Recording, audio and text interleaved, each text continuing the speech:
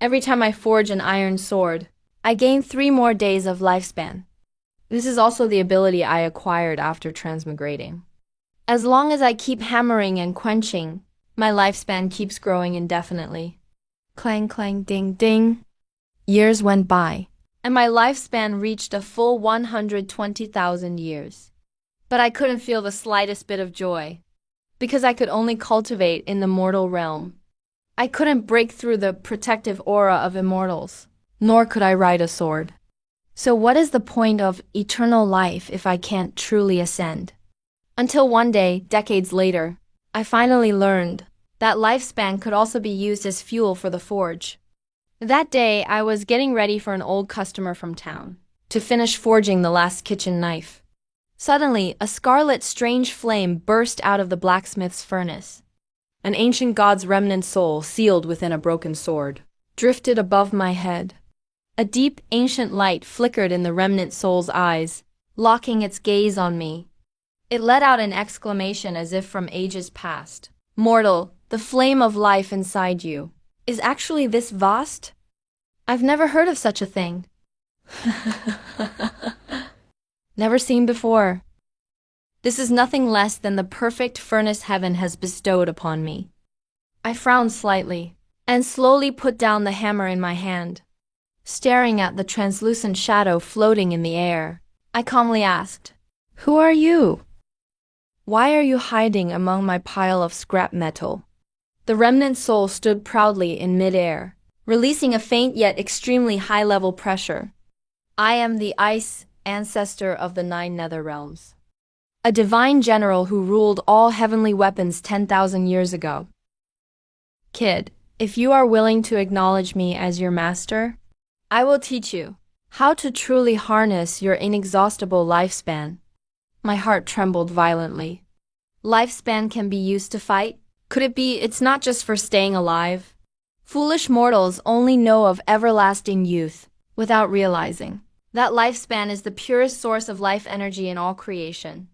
If you use your lifespan as fuel for the furnace, you can ignite the ultimate heavenly flame and forge divine weapons that even immortals would tremble before. Not only that, you can also infuse lifespan into your body and temporarily gain strength thousands of times greater. As long as your lifespan doesn't run out, you'll be an immortal war god. After hearing this, the stillness in my heart, calm for so long, finally erupted into a raging storm. If my 120,000 years of lifespan could all become fighting power, wouldn't I rule this mortal world? Thinking of this, I took a deep breath and decided to give it a try right now.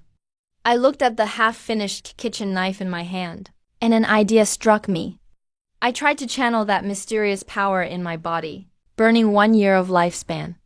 In an instant, a golden flame invisible to ordinary people flowed out from my fingertip and directly merged into the forge before me. With a whoosh, the ordinary red charcoal furnace instantly turned a deep purple gold. The heat was so intense, even the air itself began to ripple. I picked up my hammer and slammed it fiercely onto the red-hot iron block. There was a resounding clang. The sound of this strike was clear and resonant, like a great bell shaking my ears. Sparks flew everywhere. Oh my God! There is actually a spirit forming within such common iron. Is this the power of burning lifespan? I was overjoyed, feeling power surge through my entire body. The heavy black iron hammer was now as light as a feather in my grasp. I hammered stroke after stroke, each strike accompanied by burning lifespan. Although each time only a few days or so was burned, the quality of the ironware underwent a total transformation. While I was immersed in the joy of forging, the blacksmith shop's door was suddenly kicked open. "Lin Fan, how many times have I told you? We're taking over this shop. Why aren't you getting out already?" I frowned slightly. This young man's name was Zhao Wuji, the heir to the Zhao family, the biggest cultivation family in town. Next to Zhao Wuji stood a middle-aged man in a white robe. Lin Fan, this is Immortal. Ling Wushuang, of Xuanyu sect. Immortal has his eye on the famed spiritual vein beneath your land, and wants to build his palace here. You're just a mortal blacksmith, so be smart and take the money and leave. Otherwise, don't blame us for being rude. This blacksmith shop is my family legacy. I'm not selling. Zhao Wuji acted like he'd heard the funniest joke ever, and burst out in laughter. You're not selling? You're just a nobody who can't even reach the key refining stage. And you dare tell an immortal no? An immortal could crush you, as easily as crushing an ant. That Xuanyu sect immortal stepped forward, looking down on me from above. He spoke indifferently. Mortal matters of the cultivation world are not for you. Considering it's not easy for you to cultivate, leave at once, or you'll suffer pain. Looking at this lofty immortal, I felt no fear in my heart. I even wanted to laugh a little. I may know no immortal arts, but I have 120,000 years of lifespan. If you want my shop, fine. As long as you can withstand a strike from my blade. What an arrogant mortal! Today, I'll show you the difference between immortals and mortals. With that, he flicked his sleeve, and a flying sword shimmering with green light screeched out in front of him. A sharp sword aura emanated from the sword, tearing the air around them apart. Immortal Ling, teach this brat a lesson. Show him why the flowers are so red. I took a deep breath, tightened my grip on the ordinary kitchen knife I just tempered. During the forging process of this blade, I burned a full 10 years of lifespan. Although it still looked pitch black and unremarkable on the outside, the structure inside had already transformed. The war god in my mind shouted, "Kid, don't be scared. Infuse your lifespan into the blade. Show him what you're made of." I silently recited in my heart, "Burn 50 years of lifespan." With a boom, a violent surge of life energy rushed through my meridians into the kitchen knife. On the once ordinary blade's surface, mysterious golden patterns began to emerge faintly. The Xuanyu sect immortal snorted coldly. "Go!" The starlight flying sword transformed into a streak of light, flying straight at my chest. It was as fast as lightning. Before, I would have never seen it coming. Couldn't even trace it. But now, with my lifespan burning, the sword seemed to move in slow motion in my eyes. I slowly raised my right hand and swung my blade effortlessly. There was a deafening crash. Violent energy erupted from me, blasting outwards in all directions, ripping half the blacksmith shop's roof off. Zhao Wuji and his servants were blown away, tumbling head over heels. It was utter chaos. A crisp, shattering sound rang out sharp and clear in the silence. All eyes could see that the green glowing flying sword Ling Wushuang had high hopes for. The moment it came into contact with my cleaver, it shattered like it was made of paper, breaking into pieces bit by bit, turning into countless green fragments scattering all over the ground. Ling Wushuang spat out a mouthful of blood. His face instantly turned deathly pale. He looked at the debris on the ground in disbelief, then looked up at me, his voice trembling as he shouted, "That's impossible. That's impossible. You're clearly just a mortal. How could you possibly shatter my low-grade spiritual weapon with one strike?" I held my cleaver, standing quietly in place, with a calm expression. "So even an immortal sword is just so-so?" Zhao Wuji was completely stunned at this moment. He sat limp on the ground, not daring to move. He couldn't even say a complete sentence. In his eyes, the omnipotent immortals had actually been instantly defeated by a mortal blacksmith. This completely overturned everything he believed in. Ling Wushuang struggled to get up, his eyes full of terror. He knew he'd bitten off more than he could chew today. He hurriedly dragged Zhao Wuji and fled in panic. I watched their figures disappear. I didn't chase them. Instead, I looked down at the cleaver in my hand, feeling ecstatic inside. This power boost from burning lifespans is simply heaven-defying. Just burning 50 years of lifespan gave me the power to instantly kill a cultivator.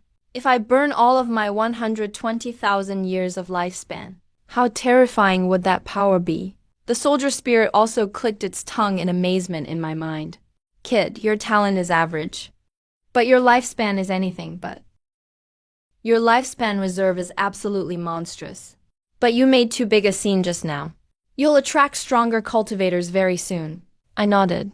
Well, aware of the importance of keeping wealth hidden, let alone such a heaven-defying secret. In the following days, I didn't leave my house, continuing to forge iron while accumulating lifespan. And all around the blacksmith shop, I set up countless defensive and concealment arrays for extra safety.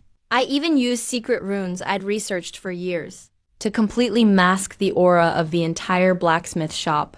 On the third day after I finished everything, a terrifying pressure suddenly descended from the sky. I was startled and looked outside through my arrays and saw a middle-aged man in white robes, riding on auspicious clouds, rushing toward my blacksmith shop. So fast he left streaks behind. Definitely not someone an ordinary cultivator could compare with. Is a powerhouse from the Zhuanyu sect here for me? I formed the hand seal with one hand and instantly activated all the concealment arrays. In the blink of an eye, the previously worn-down blacksmith shop vanished into thin air, leaving only barren land. Yet that middle-aged man in white paused mid-air above the blacksmith shop. He stopped in place, holding something in his hand. He was holding a compass radiating multicolored light. He furrowed his brow, muttering to himself, "Strange. The heaven-seeking compass shows. This is clearly the place. So why is it so barren? Did someone set up a profound concealment array here?" Inside the array, I was terrified. The aura on this guy is as unfathomable as an abyss. He's definitely a true immortal beyond the limits of the mortal realm. Why has he come looking for me? Just as I was lost in confusion, the white-robed man snorted coldly and lightly waved his hand. Immediately, a wave of immortal energy swept down like heaven and earth collapsing, striking my formation with a thunderous crash. Wild, roaring energy instantly tore apart the dozens of concealment arrays I was proud of, and the defensive arrays, all completely destroyed. The blacksmith shop was revealed again. I felt a tightness in my chest and staggered back more than 10 steps before regaining my balance. That white-robed man looked down at me from above. A trace of surprise flashed in his eyes. As expected, you could block a casual strike from me here. You mortals are actually pretty interesting. I took a deep breath, forcing down the surging blood and ki within me. I cupped my hands in greeting with a composed demeanor. Greetings, Immortal Senior. May I ask what business brings you here from so far away? I am Perfected One Bayu, an immortal envoy of ascension from the upper realm, sent by decree to the mortal world, to take away all those with abnormal lifespans, and lead them to the immortal realm to become immortals. Become an immortal. Upon hearing those words, there wasn't a hint of excitement in my heart. Instead, a strong sense of vigilance arose. How could there be such a good thing in this world? This Perfected One Bayu was cold and indifferent, and he used brute force to break my grand array. No matter how I looked at it, he didn't seem like he was taking me to enjoy a life of bliss.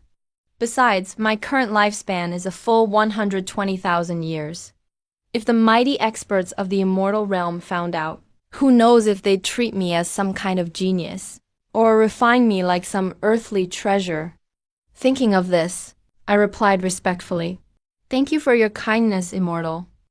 It's just that I still have an unresolved karmic tie in the mortal world. I have a female apprentice named Jiu Zixu. She was born with severed meridians and doesn't have much time left.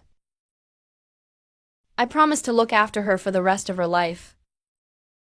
I wonder if you could allow me to bring her along." In truth, this Jiu Zixu was an abandoned infant I found 3 years ago. She is now 18 years old, innocent and romantic. Although she cannot cultivate, her talent for ki refinement is extremely high. I had long since taken her as my disciple. Leaving her in the mortal world, I wouldn't feel at ease. If this Perfected One Bayu didn't agree, then I would have no choice but to fight to the death. She's just a mortal woman. But since you insist on bringing her, then bring her along. Be quick about it. I have limited time. I breathed a sigh of relief. I quickly walked into the inner room and woke the sleeping Jiu-Jitsu. After explaining the situation briefly, I led her out of the blacksmith shop. Jiu-Jitsu hid behind me, somewhat afraid. Her large, watery eyes peered curiously at Perfected One by You in the sky. Perfected One by You wasted no more words. With a wave of his sleeve, a cloud of white mist lifted us up. Instantly, we turned into a streak of light and disappeared into the horizon. On the way, I watched the mountains and rivers of the mortal world recede rapidly. My mind was filled with 1,000 thoughts. Perfected One by You led us and flew to the central region of the mortal world. Surprisingly, over 100 people had already gathered here. The central region of the mortal world. Over 100 people had already gathered here. I observed carefully and found that these people were all top experts of the mortal world. The life aura on each of them was exceptionally powerful. There were even quite a few old monsters whose lifespans were nearly exhausted. They were gathered together at this moment, their faces glowing with health, their eyes filled with yearning for the immortal realm. Jiu-Jitsu tightly pulled on my sleeve. Master, I feel like everyone here is so powerful. Are we really going to the immortal realm? I gently patted the back of her hand, signaling her not to be afraid. Yet, I was sneering in my heart. These people thought they were going to enjoy a life of bliss, unaware that what awaited them might be an abyss of eternal damnation. Half an hour later, 5 powerful figures suddenly appeared in the sky. In each of their hands was a black crystal compass. As they chanted incantations in unison, the 5 compasses merged together, erupting with a brilliant light. A massive black hole was torn open in the sky. The ascension channel is open. Everyone, enter quickly! Perfected One by You shouted coldly. The 100 or so cultivators were instantly ecstatic, scrambling to fly into the black hole. Jiu-Jitsu and I blended in. As they flew into the black hole, Jiu-Jitsu and I blended into the crowd and entered as well. After a bout of dizziness, we appeared at the foot of a massive celestial mountain shrouded in immortal ki. The immortal ki I hear was so dense it almost felt physical. The people around us immediately began to shout in excitement. Is this the immortal realm? Heavens! I feel like my bottleneck is about to break. Just then, a middle-aged man in a red robe appeared out of thin air before us. His expression was haughty, as he looked down at us and spoke slowly. I am Mo Kainshan, a deacon of the Mo family in the immortal realm. From now on, you are the handyman disciples of the Mo family. Under my jurisdiction, there are countless cave dwellings on the celestial mountain behind you. You may choose one for yourselves to live in. Furthermore, this is the Immortal Ascension Pill specially bestowed by the family. After taking it, it will help you surpass the mortal realm within half a day. It will help you break through the limits of mortals and truly ascend to immortality. Having said that, he flicked his finger. Countless streaks of golden light shot out, turning into golden pills that emitted a strange medicinal fragrance. They landed precisely in front of every person. Looking at the golden pills before them, the crowd's eyes were filled with greed and fanaticism. They couldn't wait to swallow them immediately. I reached out and took the golden pill, but instantly used a faint strand of spiritual energy to wrap around it, preventing it from coming into direct contact with my skin. I looked at Mo Qianshan's seemingly gentle, but actually extremely cold gaze. The ominous premonition in my heart grew stronger and stronger. There's no such thing as a free lunch. The Mo family put in so much effort to bring us up from the mortal world. It was definitely not out of charity. There is definitely something wrong with this immortal ascension pill. Mo Qianshan waved his hand, signaling for us to disperse and find our own cave dwellings to cultivate. After thanking him profusely, the crowd hurried toward the celestial mountain. Because everyone could see that the closer one got to the summit, the denser the immortal ki became. I pulled Jiu Zixu along, walking unhurriedly at the very back. Master, shouldn't we hurry and grab a better cave dwelling? Standard US English for subtitles. Silly girl. The bird that sticks its head out. The tree that stands out in the forest will be destroyed by the wind. We just need to pick a remote spot. Finally, halfway up the mountain, we chose an extremely inconspicuous, abandoned cave dwelling. After entering the cave dwelling, the first thing I did was not cultivate. Instead, I quickly set up over a dozen concealment and aura isolating arrays around the cave. This ensured that outsiders couldn't spy on anything here. Having finished this, I took out that Immortal Ascension pill and placed it on the ground. Jiu Zixu leaned in curiously. Master, can this immortal pill really make us immortals? The immortal realm is a place where the strong prey on the weak. We must be on our guard.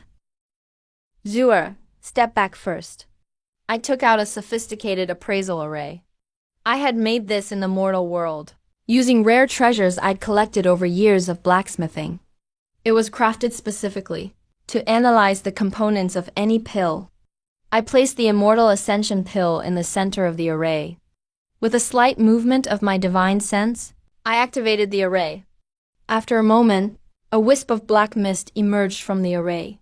From within that mist, the faint, piercing sound of insects chirping could be heard. My pupils constricted sharply. As expected, there was a problem. Inside this Immortal Ascension pill, there was actually It actually contains an extremely insidious and vicious parasite. It's called the soul-devouring lifelink GU. Once this GU enters the human body, it can indeed instantly unlock one's potential. It allows a person to break through their current level in a short period of time. But the price is that the cultivator's life and soul are bound tightly to the master of the mother GU. With just a single thought from the other party, they can instantly drain the lifespan and cultivation of the one who took the medicine. Such a cruel and devious method. This Mo family isn't recruiting disciples at all.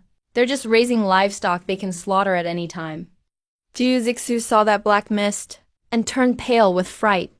Master, what should we do now? If Mo Kanshan finds out we didn't take the elixir, he'll definitely kill us. I snorted coldly. A cold glint flashed through my eyes. Don't worry, as long as I'm here, no one can hurt you. Luckily, I didn't take that poisonous pill. But in less than half a day, Mo Kanshan will definitely come to check the results. If I haven't ascended, he's bound to become suspicious, since I can't rely on the elixir. I'll just have to force a breakthrough on my own. I looked at the dense immortal key gathered in my cave, and silently recited, Ninth Nether Ice Ancestor, protect me while I cultivate. The Ice Ancestor's shadow floated out from within me. Kid, you only have 120,000 years of lifespan left. If you don't use the elixir to break through, you'll need massive energy to support it. What do you plan to do? I clenched my teeth. Nothing ventured, nothing gained. Burn 3 years of my lifespan to help me reach the next level. As soon as I finished speaking, 3 years of my lifespan instantly vanished. In its place was a terrifyingly powerful force of raw energy, rampaging through my meridians. I activated the technique passed down from the 9 Nether Ice Ancestor, the 9 Nether Body Severing Arts. I channeled that energy directly toward the mortal-immortal barrier in my body. The immortal key surrounding the cave was drawn by the raw power inside me and madly surged toward me. A huge whirlpool of immortal ki formed above my head, spinning into a massive vortex. My bones cracked loudly, while my meridians were continually expanded and reforged. The pain was like 10,000 ants eating my heart, but I didn't even make a sound, clenching my teeth and enduring it. Time passed by the second.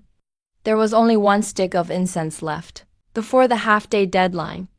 That barrier within me finally shattered under the surge of golden power, with a thunderous crack. Boom! A tremendous shockwave exploded from my body, crushing the rocks within the cave to powder. I slowly opened my eyes, golden lightning faintly flickering within them. I made it. I finally advanced to the spiritual focus realm, becoming a true immortal. And because I broke through by burning my own source of lifespan, my foundation is unimaginably solid. The immortal power within me is more than 10 times that of others at the same realm. What surprised me even more is that after the breakthrough, my maximum lifespan soared by 30,000 years. Adding back what I just expended, I now have exactly 149,997 years of life. I stood up and looked at the dumbfounded Jiu Zixu beside me.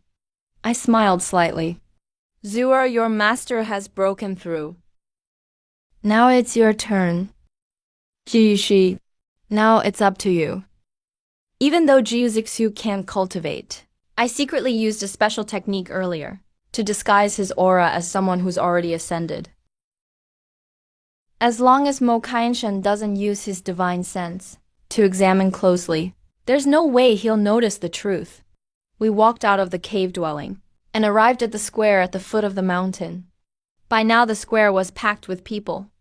Most wore excited, triumphant smiles. They clearly believed they'd turned misfortune into blessing and achieved a meteoric rise. Mo Qianshen floated midair, hands behind his back, coldly looking down at the crowd. His aura was even deeper and more terrifying than before.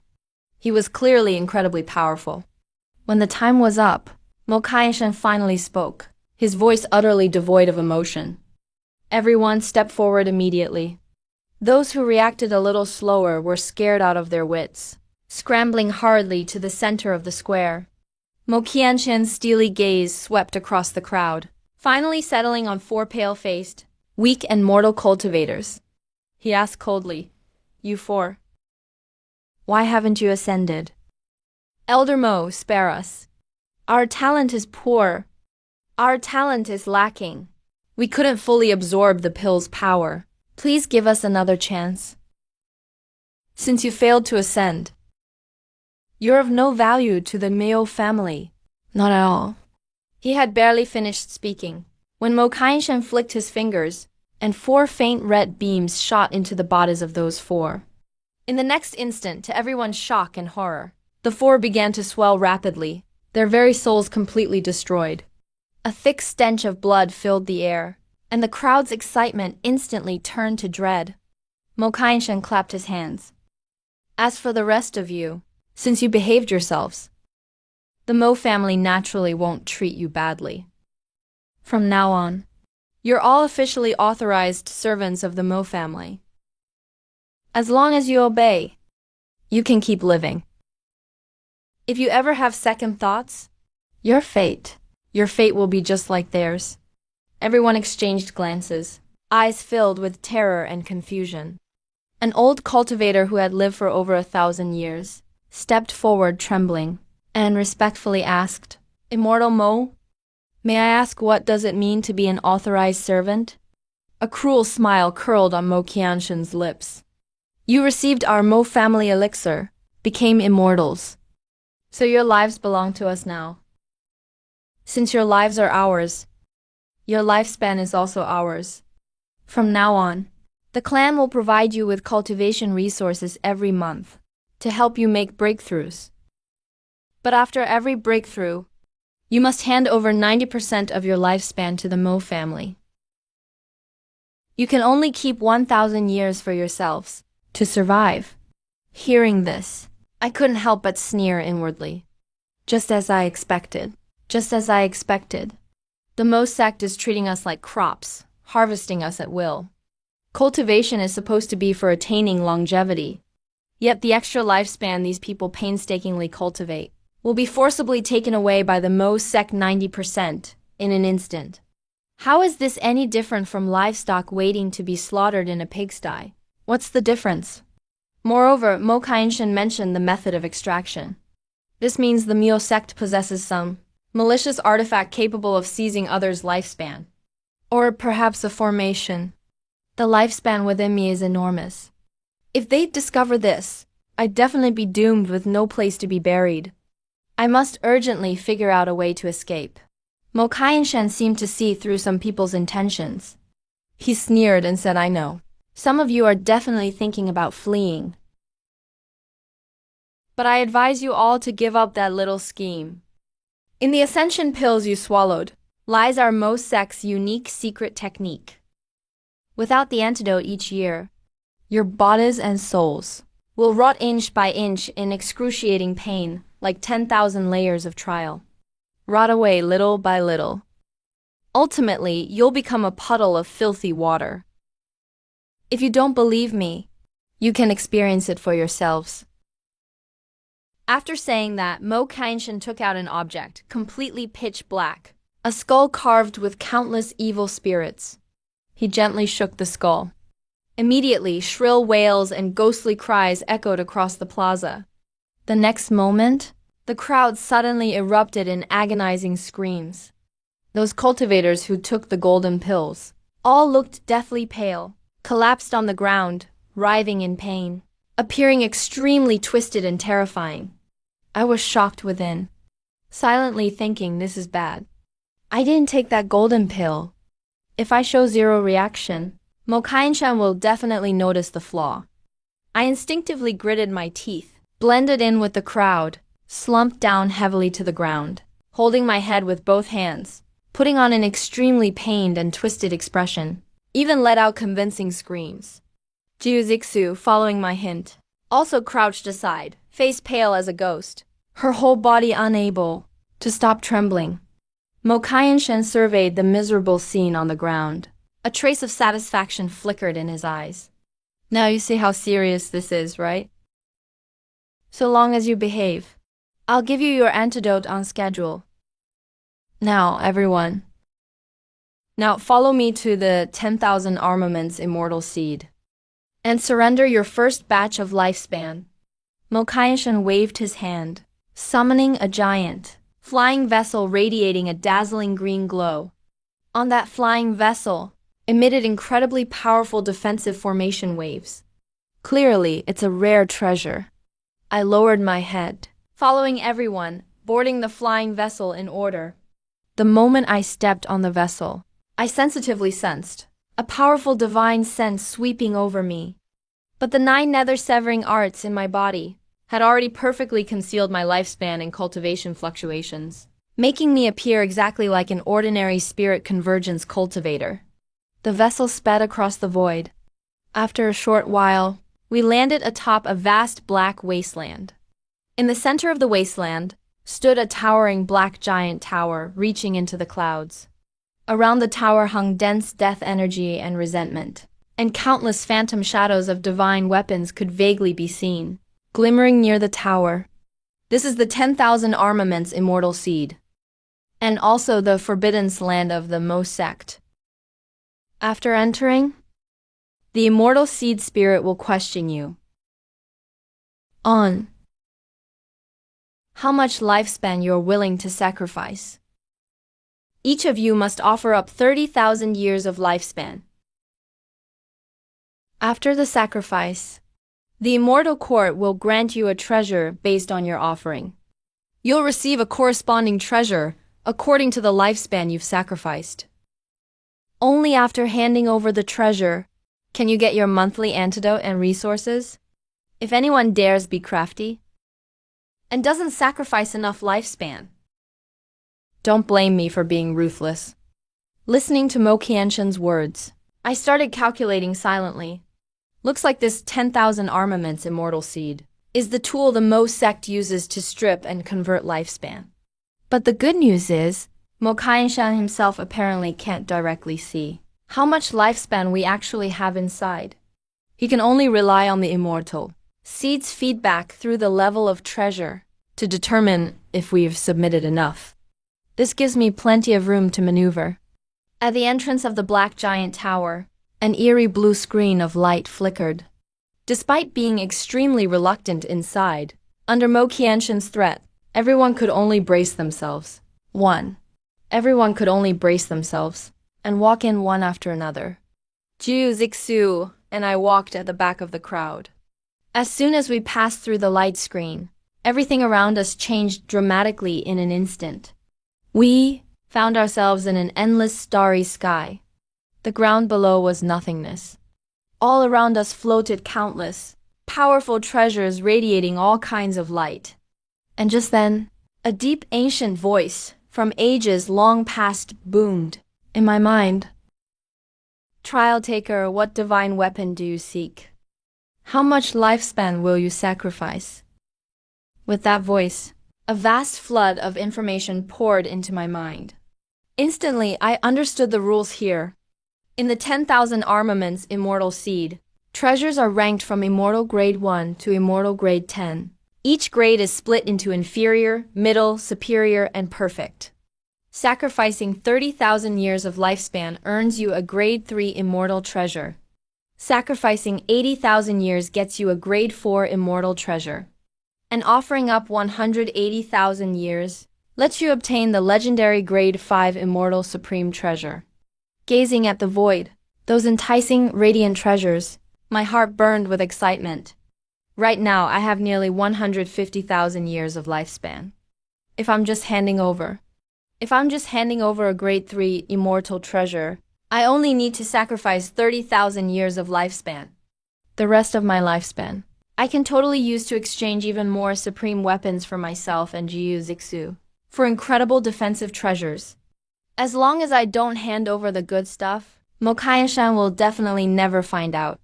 Thinking this, I took a deep breath and silently recited, sacrifice 30,000 years of lifespan.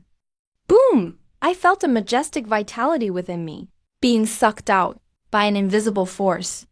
Immediately after, golden light descended from the void, landing in front of me.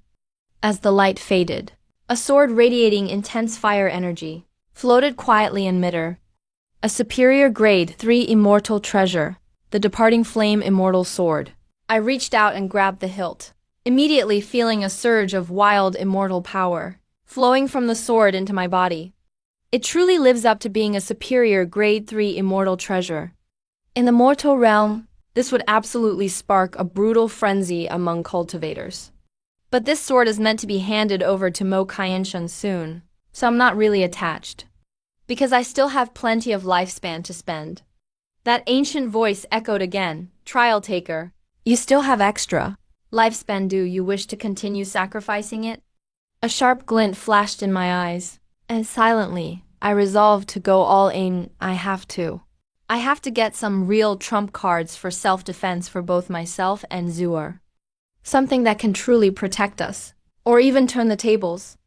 Right now, I still have 119,997 years of lifespan left. I've decided to sacrifice another 80,000 years of my lifespan, in exchange for a Grade 4 Celestial Divine Weapon. I sacrifice 80,000 years of my lifespan. In an instant, a huge portion of my lifespan vanished again. At the same time, the entire starry sky began to tremble slightly. A streak of azure divine light howled from the depths of the stars, and finally transformed into a sword, verdant green like jade throughout, emitting an endless aura of vitality and destruction. The Grade 4 Celestial Supreme Divine Weapon, the Azure Emperor Creation Sword. Looking at this sword, even the 9 Nether Arms ancestor in my mind couldn't help but cry out in shock. This is the Azure Emperor Divine Sword. This Azure Emperor Creation Sword contains a trace of the Azure Emperor's power of endless vitality. As long as you still have a breath left, this sword can continuously provide you with life force. And it's extremely powerful. Definitely a top-tier weapon among Grade 4 celestial items. I was ecstatic inside, and hurriedly stored the Azure Emperor Creation Sword deep in the system space. I used a secret method to completely seal its aura. Then, looking at my remaining 39,997 years of lifespan, I decided what to do with the remaining 39,997 years. I decided to go all the way and not stop halfway. So I sacrificed another 30,000 years. This time, I was planning to get a protective treasure for Jiu Zixu, sacrificing another 30,000 years of lifespan. Another streak of purple light descended from the void, turning into a palm-sized purple jade ruyi, The Grade 3 Celestial Supreme Protective Treasure Heavenly Heart Rui. This Heavenly Heart Rui can automatically activate a defensive shield, strong enough to withstand a full-strength attack from a peak cultivator at the nascent soul stage, and can also hide the owner's aura. It's perfect for someone like Jiu Zixu with no cultivation. Satisfied, I put away the Heavenly Heart Rui. At this point, I had only 9,997 years of lifespan left. Although that's a lot less than before. As long as I keep forging weapons, I can replenish it anytime with the Quenchfire incantation cores. Just as I was about to leave with Jiu Zixu, I suddenly noticed, not far away in the void, a petite figure lay collapsed on the ground, her life force very weak. I frowned slightly, walked over to take a look, and found she was actually a young woman dressed in white. She was extremely beautiful, with a cold and ethereal aura like the moon. But right now, her face was as pale as paper, her life force inside almost completely depleted. Even her soul had started to almost completely run dry, and signs of soul dissipation had already appeared. The 9 Nether Ice ancestors said in shock in my mind, "This girl is actually a super rare, immaculate sword body." Unfortunately, she forcibly communicated with a divine weapon beyond her limit, and her lifespan was counterattacked by the immortal weapon.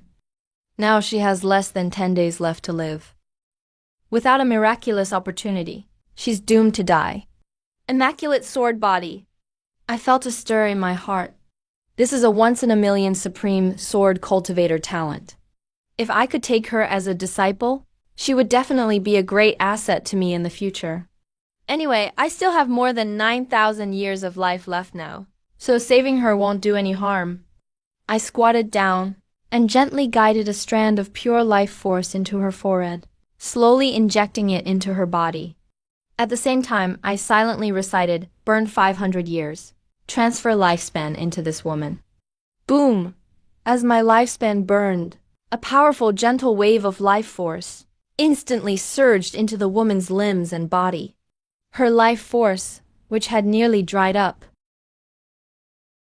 miraculously revived at that moment, and even her injured soul began to quickly recover. Moments later, the woman in white slowly opened her eyes, revealing a pair of cold yet confused eyes. She looked at me, her voice a bit hoarse as she asked, "You saved me?" "It was just a small favor. I saw you were gifted, but nearly died due to outside forces. Are you willing to become my disciple and train under my guidance?" The woman in white struggled to sit up. She could feel that inside her body, the vitality that had once completely disappeared was now surging with power. This was truly an unimaginable miracle. She didn't hesitate at all, and immediately knelt before me, and respectfully kowtowed 3 times. Disciple Liu Ryan greets Master. "Thank you, Master, for saving my life." A notification from the system suddenly popped into my mind. The system notification echoed in my mind. "Congratulations, host, on successfully taking a disciple and obtaining the heaven-defying talented female disciple Liu Ryan." I was overjoyed inside and quickly helped her up. Then, I handed her the Luo celestial sword I had just obtained. "When we get outside, give this sword to Mo Shen. Remember, don't reveal any connection between us." Although Liu Ryan didn't understand why I was doing this, she was smart enough to immediately nod in agreement. I took Jiu Zixu and Liu Ryan to the exit. As soon as we passed through the light screen, we returned to the barren plains. At this moment, Mo Shen was sitting cross-legged in midair, coldly looking down at everyone coming out. Mo Shen waved his hand, and a sharp, invisible force erupted. Although people's hearts bled, no one dared resist. One after another, everyone threw their Grade 3 celestial treasures over to him. Mo Shen gazed at over 100 Grade 3 celestial treasures floating before him. A hint of greed and satisfaction flashed in his eyes. But his expression quickly darkened. He said coldly, "Very good. Looks like you all behaved. Pretty well behaved.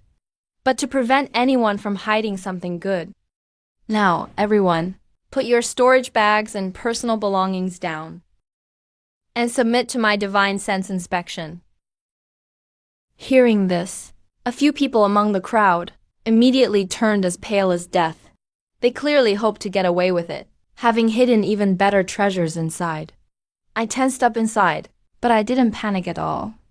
I quietly operated the 9 nether severed body technique within me and completely concealed the array, hiding the Azure Emperor Creation Sword and the Heavenly Heart Rui.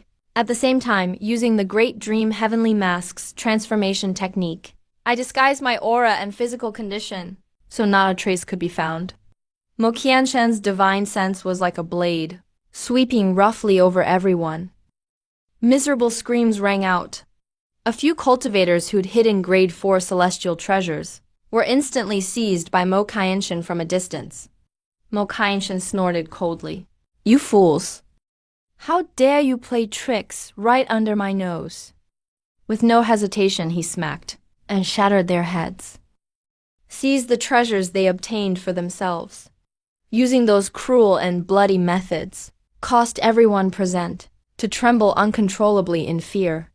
When Mo Qianshan's divine sense swept over my body, I remained calm and composed, allowing his divine sense to probe my meridians and danshan repeatedly. Under the concealed disguise of the Heavenly Palace's secret runes, he only detected an extremely faint and unstable fluctuation of immortal energy in me. My lifespan appeared to be only a few hundred years left, just like an ordinary person. Clearly, I was someone who had relied purely on luck to forcefully break through a total waste. Cultivator Mo Qianshan curled his lip disdainfully And withdrew his divine sense. As for Jiyu Zixu and Liu Ryan, under my secret protection, they also perfectly avoided his probing. I quietly breathed a sigh of relief in my heart. Although Mo Qianshan is extremely powerful, in front of 9 nether ice ancestors' mysterious techniques, he's still no match at all. After the inspection was over, Mo Qianshan put away all the magic treasures and looked down at us coldly. Count yourselves lucky for knowing your place. Starting today, you'll remain here at Divine Hammer Peak as laborers. Every day you must complete your assigned forging tasks, as well as mining materials and blacksmith work, and blacksmithing assignments. Otherwise, not only will there be no antidote, but you'll also face the torture of soul searching. Now get your asses back there and get to work. With that, Mo Qianshan took a pile of treasures, and without looking back, turned into a streak of light, flying deep into the sect. Everyone felt like they were granted amnesty, and collapsed weakly to the ground one after another. Gasping for breath, I pulled Jiu Zixu and Liu Ryan up, and without any hesitation, quietly headed toward our abandoned cave residence. Back at the cave, after setting up all the isolation barriers, we were finally truly safe. Jiu Zixu patted her chest, her cheeks blushing as she said, "That scared me to death." That villain's gaze was so terrifying just now. Liu Ryan looked at me, her expression serious. The Mo clan is truly powerful. Mo Qianshan is even an expert in the late nascent soul stage. For us, staying here is a constant threat to our lives. What should we do next? I smiled slightly and sat down on a blue stone. Danger. Danger. For others, this place may be hell. But for me as your master, it's the perfect training ground. They want us to forge and refine energy, which is exactly what I want. As long as I can keep forging endlessly, my lifespan will keep extending without limit. With enough lifespan, I can craft even stronger divine weapons. And when that time comes, the Mo clan will be nothing more than chickens and dogs before me. They'll be completely insignificant. Looking at my 2 female disciples in front of me, my expression turned serious. Zua Ryan. From this day on, I will teach you the real 9 nether heavenly palace art, here at Divine Hammer Peak. We need to focus on one thing, endurance. once I have gathered enough strength. 2000 hum. That will be the day the Mo clan is destroyed. The two girls looked at me, gazing into my deep, authoritative eyes, and in their hearts, a strong sense of security arose uncontrollably, along with admiration. That strong feeling of safety and worship. They responded in unison. We disciples obey our master's instructions? In the days that followed, I completely turned into an ordinary laborer, the blacksmith who reported to the mine at Divine Hammer Peak every day to dig up Schwan iron ore, then returned to the forge, hammering away at iron bones. To outsiders, I looked like a helpless, desperate mortal, begging for survival like a pathetic waste. But no one knew that with every swing of the hammer, my lifespan was rapidly increasing at a frightening pace. 10 days, 100 days, a year, a decade. Within just a month's time, not only did I finish all the tasks assigned by the Mo clan, but I also secretly forged dozens of disguised supreme weapons for myself, and my lifespan had quietly been restored to 130,000 years. Under my careful guidance, Jiu Zixu and Liu Ryan also made rapid progress. Though Jiu Zixu was born with blocked meridians and couldn't cultivate immortal force, her understanding of forging runes reached a terrifying level. After I taught her the 9 nether weapon ancestors' forging secrets, she could even engrave incredibly complex arrays on an ordinary iron sword that even nascent soul cultivators couldn't comprehend. Liu Ryan was even more extraordinary. Liu Ryan was truly exceptional. She was naturally a pure sword body, and after taking the spiritual herbs I refined with my own lifespan, the sword intent in her grew crazily every day. In just a month, she had secretly broken through to the middle nascent soul stage. Her sword energy was incomparably pure, making it easy for her to challenge those above her level. However, the peaceful days didn't last long. Doing chores at Divine Hammer Peak, it was inevitable to encounter some clueless thugs. One day, as I was instructing Jiu Zixu at the forge on inscribing runes, a burly man, a one-eyed cultivator with a face full of scars, burst in with several malicious-looking laborers. This one-eyed cultivator was named Zhang Kuang, one of Mo Qianshen's most capable henchmen, specially in charge of supervising laborer disciples like us. Usually strutting around and abusing his power, he was extremely brutal. He licked his chapped lips and grinned greedily. Hey, Linfan, you worthless bum, sure got lucky with women. Hiding away 2 such attractive girls. I've been working my ass off at the mine all day, and just happened to need a couple of maids today, so I'm taking them away. I frowned slightly, and slowly set down the hammer in my hand, positioning myself in front of my 2 disciples, and looked at him calmly. Steward Zhang, sect rules are clear. Laborer disciples should stick to their roles. They're my assistants. You can't take them away. Zhang Kuang acted as if he had just heard a huge joke. Rules? Around here, I'm the rules.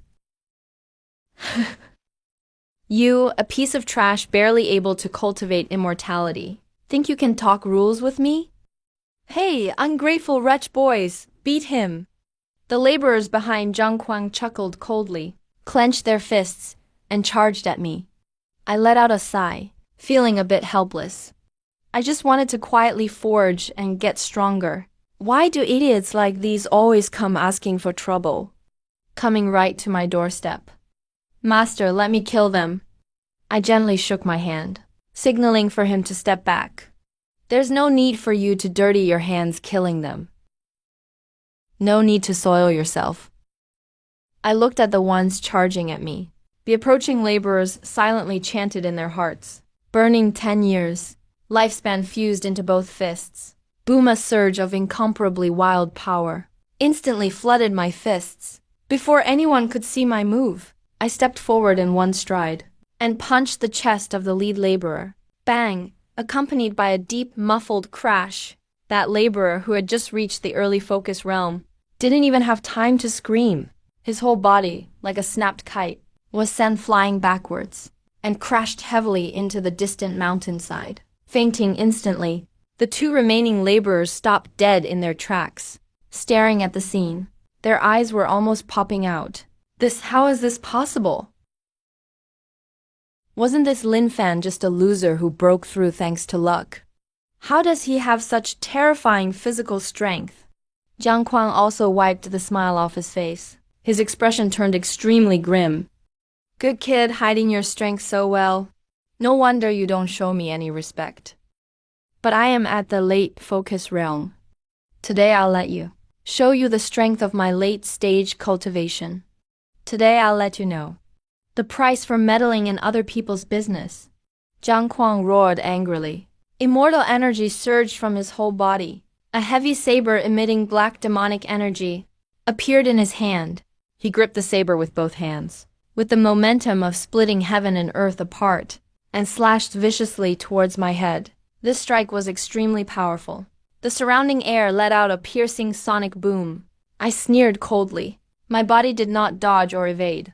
I simply raised my right hand, formed my fingers into a sword shape, and gently tapped at the descending heavy saber. Seeking death? Jiang Kuang saw I actually dared use my bare fingers to block his treasured saber. His face twisted into a cruel smile. But in the next second, his smile completely froze. As a crisp metallic clang rang out, my fingers pressed against the edge of Jiang Kuang's saber, yet suffered no damage at all. Instead, a terrifyingly overwhelming force traveled back along the blade. Crack! The black saber in Jiang Kuang's hands, the moment it touched my fingers, instantly splintered into countless web-like cracks. Finally, with a bang, it shattered into a shower of black metal fragments. Thud! It was as if Jiang Kuang had taken a heavy blow. Blood spurted wildly from his mouth. His whole body was sent flying. Blood sprang wildly from his mouth, flying more than a dozen meters away. And he landed on the ground in a miserable heap, ignoring the blood at the corner of his mouth. He looked at me, eyes full of terror. Who the hell are you? There's no way you're just an ordinary labor disciple. I walked step by step in front of him, looking down at him from above. My eyes were completely cold. Who I am doesn't matter. What matters is, you won't be taking them away today. And you must pay for your stupidity. Jiang Kuang sensed the overwhelming pressure emanating from me like an abyss and was scared out of his wits. He knew he'd really kicked an iron plate this time and hurriedly dropped to his knees, begging for his life desperately. Spare me, Senior. Please, Senior, have mercy. I did not recognize your greatness. Please forgive me. I dare not offend you, Senior. Please, Senior, just treat me like nothing and let me go. I looked at this lackey who had just been so arrogant. This lackey who was just so arrogant a moment ago, and felt nothing in my heart. I didn't kill him directly, because in this sect, if a deacon died for no reason, it would definitely bring Mo Kaienshin down to investigate. I still need time to grow. I can't alert the enemy yet. Get lost? If I ever see you come within half a step of here again, your fate will be just like this saber, Jiang Kuang, as if pardoned. He didn't dare say another word. He took the injured laborers and crawled away. Escaping from the smithy, Liu Ryan walked up to me and spoke with some concern. Master, that Jiang Kuang, although he was frightened away, once he goes back, he'll definitely report us to Mo Chongshan. Should we make some preparations in advance? He won't dare go. Someone as cowardly as him, who only bullies the weak, is the most selfish and afraid to die. If he snitches, he'll only expose his own incompetence. And if I end up silencing him, if I silence him, he'll lose more than he could ever gain. In the days that followed, not only did Jiang Kuang never bother us again, even the amount of work assigned to us by Divine Hammer Peak was mysteriously cut in half, and the cultivation resources and rare treasures we got doubled for no reason. It was clear Jiang Kuang was trying to curry favor with me in secret. So I just enjoyed the peace, and spent every day with my 2 female disciples, intensely training and forging weapons in the cave residence.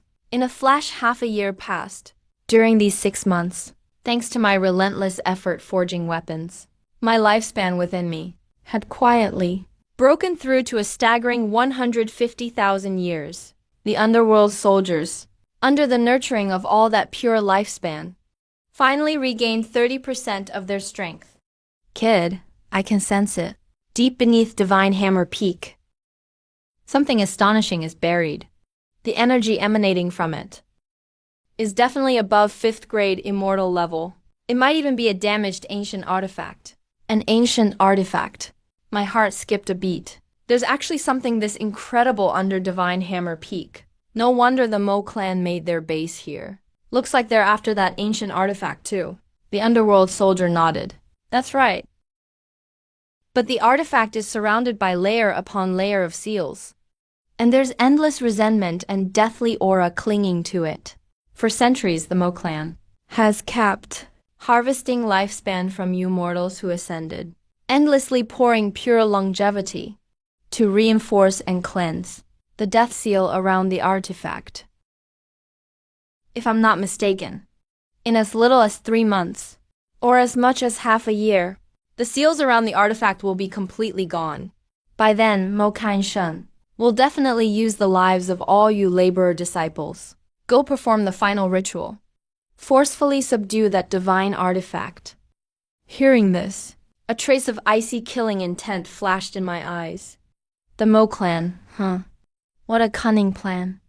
Just for one artifact, you're actually going to sacrifice the lives of hundreds of cultivators. But now that I know about it, the Mo clan can forget about getting their hands on that artifact.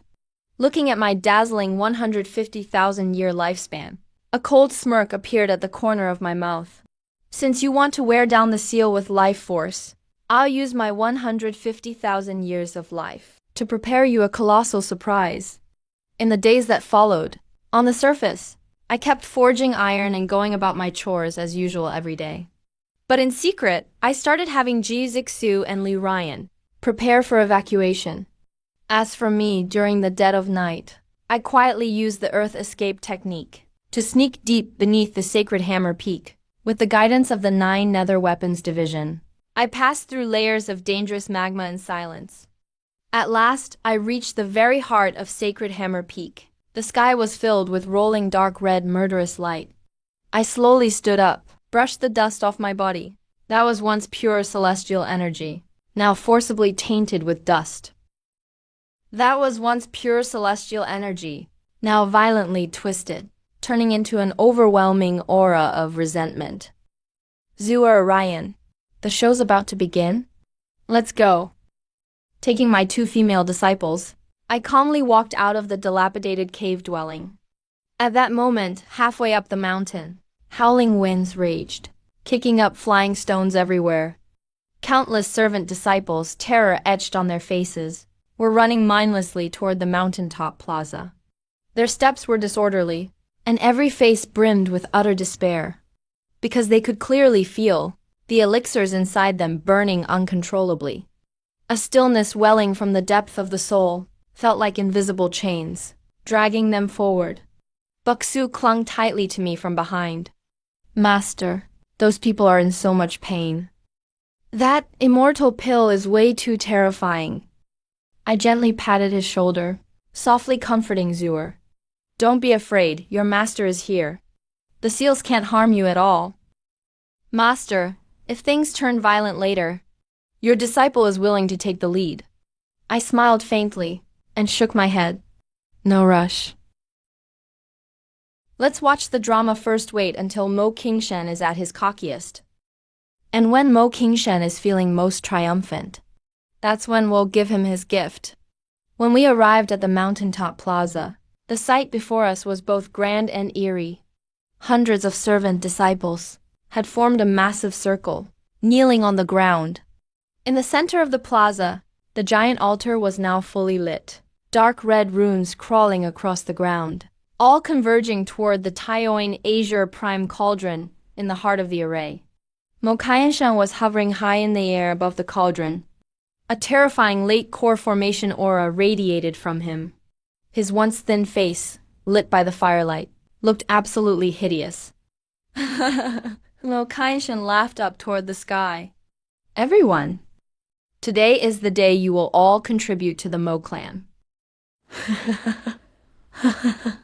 So long as you offer your lifespans to the divine cauldron. Once its seal is broken, I certainly won't forget the benefits I'll owe you. In the crowd, an elderly cultivator struggled to lift his head, his voice trembling. Elder Mo, that's not what you said before. You didn't say it would be like this.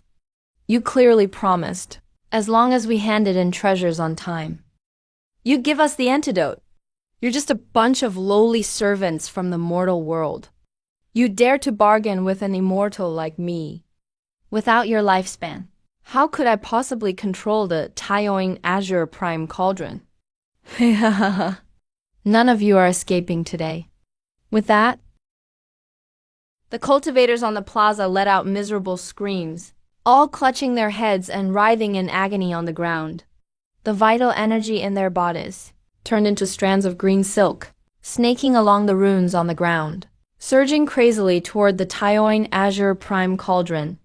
I watched coldly, circulating the 9 Nether Heavenly Palace technique. Within my danshin, that exact cauldron, which I branded with my soul, was emitting a faint rumble. Mo Kainshan, do you really think you're in control? I sneered inwardly. I signaled Jiu Zixu and Liu Ryan to collapse as well, pretending to be in terrible agony. Mo Qianshan's gaze scanned the crowd, and finally landed upon me. He frowned slightly, clearly thinking that my useless life force was draining much too slowly. Lin Fan, you useless wretch. How are you still barely holding on? Mo Qianshan instantly landed before me. I put on a look of utter terror, my whole body trembling violently. Spare me, Elder Mo. I'm just naturally strong. I'm a bit tougher than most. Please show mercy, Elder. Tougher? Great. Then offer up a little more.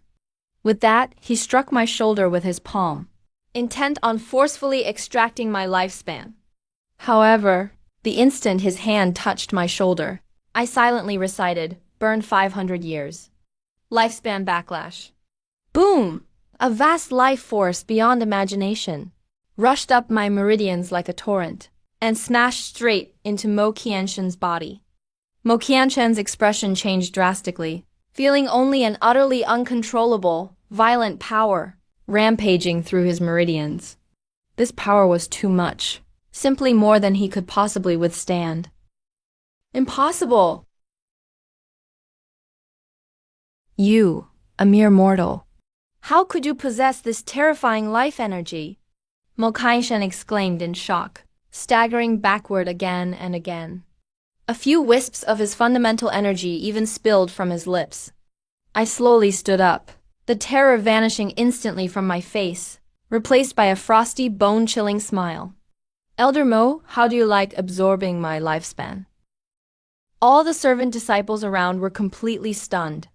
This usually timid blacksmith, how does Lin Fan dare to speak to Elder Mo like that? Moreover, didn't it just seem like Elder Mo got knocked back by him?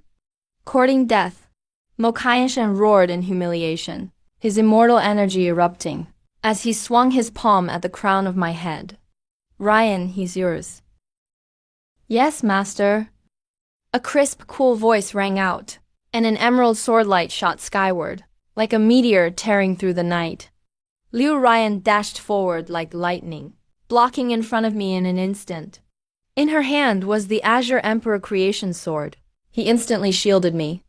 The Azure Emperor Creation Sword in his hand radiated an endless aura of vitality and destruction. As a crisp metallic clash rang out across the plaza, Mo Qianshan's palm, powerful enough to split mountains, was effortlessly deflected by a single swing from Liu Ryan. Not only that, but the fierce sword energy directly tore through the Taoist robe on Mo Qianshan, ripping countless gashes into it. His body was once again sent flying. He landed awkwardly on the ground. Mid-stage spirit deity realm. Immaculate sword body. You actually hid your true cultivation. Mo Qianshan stared at Liu Wuyan in utter disbelief. He couldn't possibly have imagined that the girl he had considered nothing but a mere alchemy ingredient was actually a hidden prodigy of the sword path. What shocked him even more was Liu Ryan just called me master. Who exactly are you? Mo Qianshan stared intently at me. A sense of unprecedented dread rose in his heart. With my hands behind my back, I walked step by step toward the altar. Who I am doesn't matter. What matters is the thing you've tried so hard to obtain. This Taihuan Qingyuan cauldron now belongs to me. Nonsense. I've already used the life force of hundreds of people to gradually wear down its seal. It's long since become mine. Huo Qianshan roared madly, trying to activate the control runes on the altar. But no matter how hard he tried, the Taihuan Qingyuan cauldron didn't react at all. Instead, it began to tremble violently.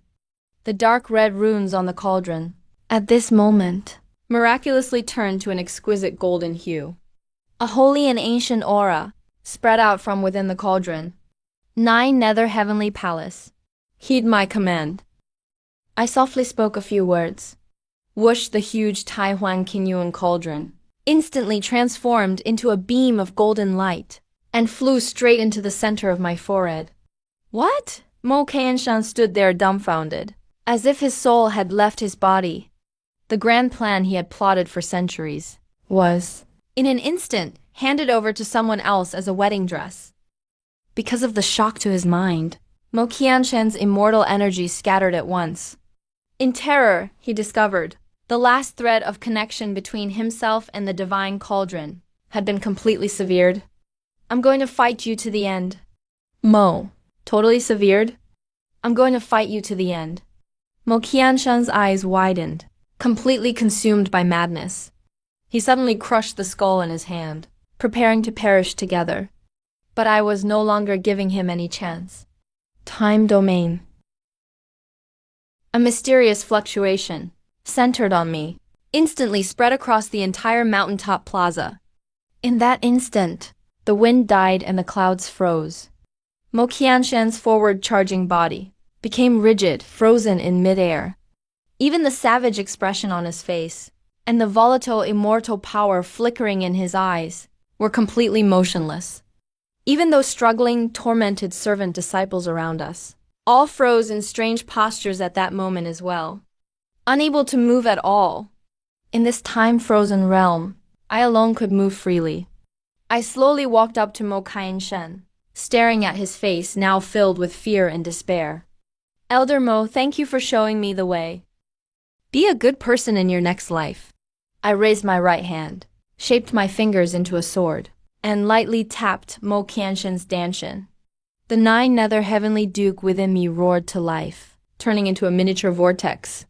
With the power of the time domain, the immortal energy within Mo Qianshan, his cultivation and immortal force, started to recede at a terrifying speed. His once black hair instantly turned gray and white, and his skin began to shrivel and sag. That was the backlash of lost life force. Every year of life he had stolen in this past century vanished completely in this instant, dispersing into the world. After finishing all this, I withdrew my right hand, and in a flash, returned to where I had stood before. I exhaled softly. The time domain was released. Boomed the cultivation and life force of Mo Qianshan. Lost, he fell hard to the ground like a dried-out log. He wasn't dead, but he had already become a cripple who could hardly even move. The arrogance and insolence that once filled his eyes were now replaced by endless emptiness and despair. The surrounding restrictions completely crumbled at that moment. The servant disciples all regained their freedom. They glanced at Mo Qianshan, who lay on the ground like a dead dog, then looked at me with a calm expression. For a moment, the entire plaza was so silent you could hear a pin drop. Such unfathomable means. An ordinary blacksmith managed, with a flick of the wrist, to cripple a late-stage cultivation grandmaster.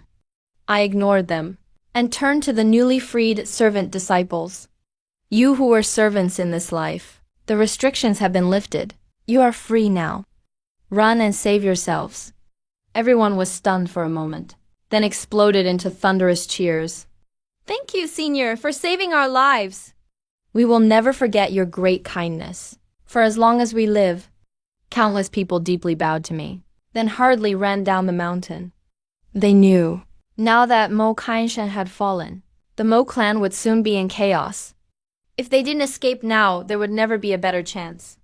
Just as the crowd was dispersing, a woman in a simple, elegant dress walked slowly up to me.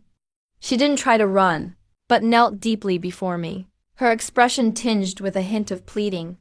This humble girl, the Kinj, respectfully begs Senior to take her in. As long as I can follow you, Senior, I'm willing to work as your servant, fetching water and serving tea. I was briefly stunned as I examined this young woman. The king's voice was extremely beautiful, gentle as water, yet in the lines of her brow, there lingered a stubborn, heroic spirit. What surprised me even more was, when I scanned her with my divine sense, within her body, there seemed to be a mysterious musical resonance. That was the rare heavenly melody, exquisite heart. The nine nether ice ancestor in my mind started shrieking again. Holy shit. Kid, you really have incredible luck. Another one in a million super physique. If this girl cultivates musical swordsmanship, or uses sound to assist with fire control and alchemy, she'd be a peerless genius for the ages. Take her in.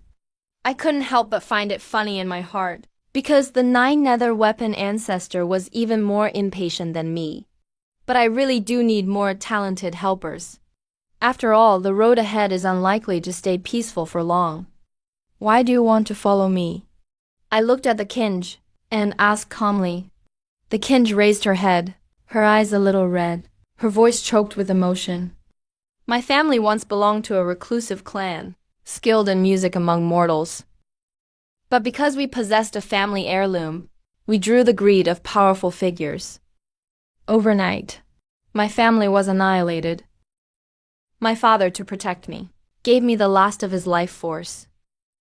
She used the last of her life force on me. At first, I wanted to look for clues about my enemy. But unfortunately, I was caught by the Mohist and forced into doing menial labor. The Senior's strength is unparalleled. I don't ask you to avenge me, Master. I only hope for a place to stay, and to learn a useful skill. When she spoke emotionally, a sparkling tear slid down her cheek, which made her seem even more pitiable. Standing next to me, Jiu Zixu felt soft-hearted. She tugged on my sleeve. Master, this young lady is so pitiful. Let's just let her stay. I let out a sigh, and my expression softened. Fine. Since that's the case, you may become my disciple. You will be my third student. But if you follow me, you'd better be prepared to endure hardship. Disciple, the Kinj bows to Master. With a wave of my hand, I took my 3 female disciples and quietly disappeared into the night. After leaving Divine Hammer Peak, we didn't stop at all along the way. According to Kong Hu, we didn't stop at all along the way. Based on the information provided by the Kinj, we headed toward the Immortal realm, to a city of rogue cultivators called Celestial Palace City. Celestial Palace City was a massive city built jointly by countless rogue cultivators and artifact forgers. People of all kinds mingled there, and all the major powers overlapped. But for that very reason, the city was actually the safest haven. Half a month later, we finally arrived at Celestial Palace City. Looking at the towering walls before us, a grand structure made entirely of bronze and stone, Jiu Zixu and the Kinj couldn't help but gasp in awe. What a massive city! How much refined iron would it take to build that? Bu Zixu's big eyes were filled with little stars. I smiled slightly and led them inside the city. In a secluded slum district of the city, I spent a few hundred DJ Spirit stones to rent a somewhat shabby blacksmith shop. The shop wasn't large. The front was the storefront, with a small yard in the back, just enough for the 4 of us to live in. Once we were settled, I rehung the sign for Lin's Forge. Every morning, accompanied by the crisp clanging of metal, I began my peaceful yet fulfilling blacksmithing life. I didn't waste a single day. For every iron sword I forged, I would gain 3 more days of longevity. Even though my lifespan now spanned hundreds of thousands of years, I didn't loosen up. Eternal life is built step by step. Only those who proceed steadily can make it far. Within this peaceful routine, I also started fulfilling my role as a master. I taught my 3 female disciples. Buzixu had an exceptional sensitivity to divine patterns. Every day, after blacksmithing, I would teach her how to perfectly blend the defensive formations from the 9 nether celestial palace technique into an ordinary body. Zua, when it comes to cultivating energy, it's not about how precious the materials are, but about your understanding of the spiritual energy between heaven and earth, and your mindset when carving the runic patterns. I held her slightly clumsy little hand, guiding her stroke by stroke as she etched on the glowing iron sheet. Jiu Zixu's pretty face blushed, but she listened extremely seriously. Master, I understand now. As for Liu Ryan, every day she sweated buckets training in the yard. With the guidance of the 9 nether weapon ancestor, she began practicing the supreme swordsmanship called the 9 nether annihilation sword. Her sword style didn't rely on fancy moves, only on extreme speed and pure power. Every sword swing she made in the yard would leave a streak of emerald green sword energy lingering in the air. As for the Kinj, she was the most unique sight in our forge. Whenever I was sweating by the furnace, she'd sit on a bamboo chair nearby, gently playing her white jade flute. The crisp, melodious flute music would fill the narrow shop. Strangely enough, that music seemed to carry a soothing power, as if it calmed the soul. It could instantly wash away the restlessness I felt from working in the heat. In an instant, my mind became as calm as still water. Not only that, under her control of the heavenly sound, the red flames in the furnace actually rose and fell with the rhythm of her song, flaring up and dying down, reaching the perfect quenching temperature. Master, how was today's heart enchantment for you? When the tune ended, the Kinj put away her flute, looking at me playfully. I wiped the sweat from my forehead and burst out laughing. Excellent! With your flute music, Kinj, even my forging speed increased by 30% today. The little yard was filled with laughter. This kind of gentle, peaceful daily life made me feel a sense of relaxation I'd never felt before. Cultivation isn't always about fighting and killing. Tempering the mind in the mortal world is the supreme path as well. However, in this survival of the fittest immortal world, even if you don't look for trouble, trouble will still come looking for you. Arlene's forge became famous in the slums quickly because of the quality of our work and our fair prices. It didn't take long before our names spread throughout the neighborhood. Farmers and rogue cultivators for miles around loved to come here to buy farming tools and self-defense weapons.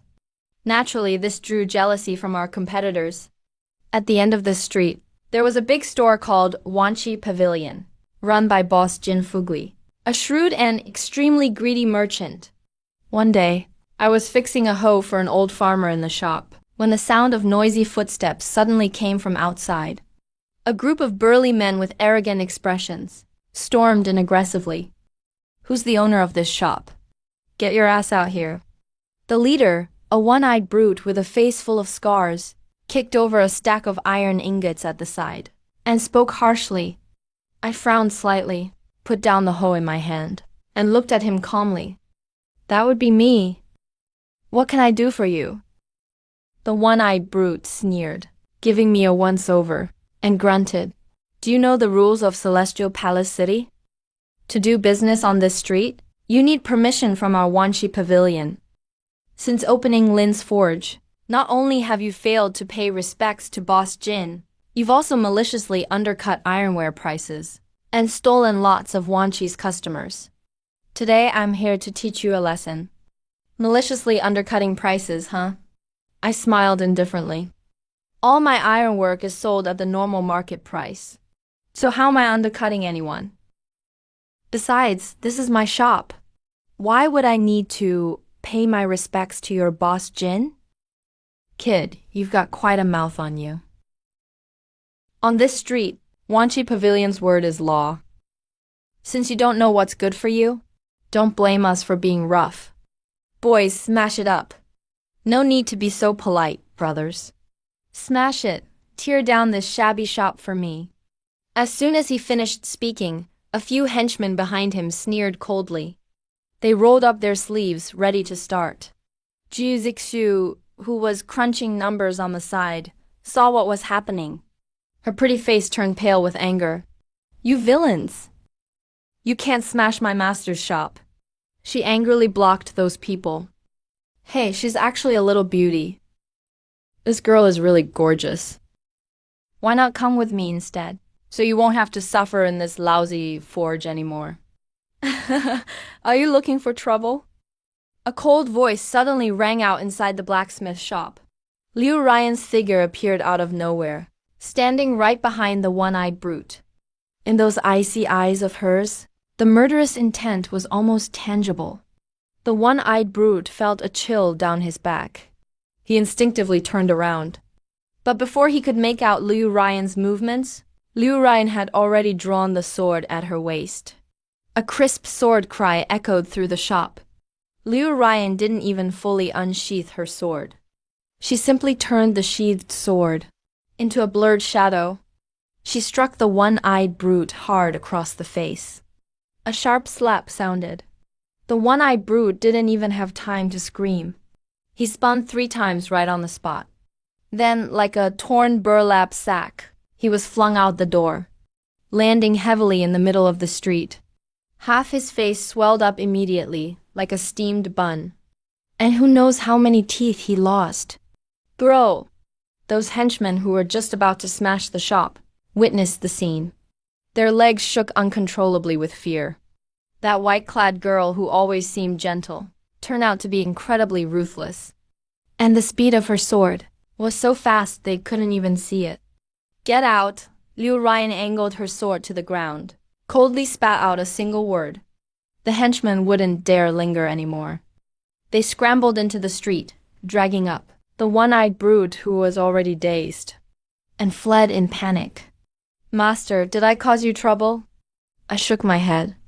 Smiling, I patted her head. Silly girl, you did great. Against bullies who prey on the weak, hitting them hard is the best lesson. That's how they learn to be afraid. But I know that Jin Fugui won't let it go so easily. Sure enough, just half an hour later, a huge crowd gathered in front of the blacksmith shop. Neighbors from around were staying far away, pointing and whispering, their eyes filled with worry. The young boss of Lin's blacksmith shop looks like he's about to be in trouble. Yeah, Boss Jin is notorious for being petty. Even his top enforcer, the one-eyed dragon, got beaten up. He'll definitely bring someone even tougher this time. Amid the crowd's murmurs, a short and chubby man, dressed in luxurious clothes, walked slowly amid a group of bodyguards in black.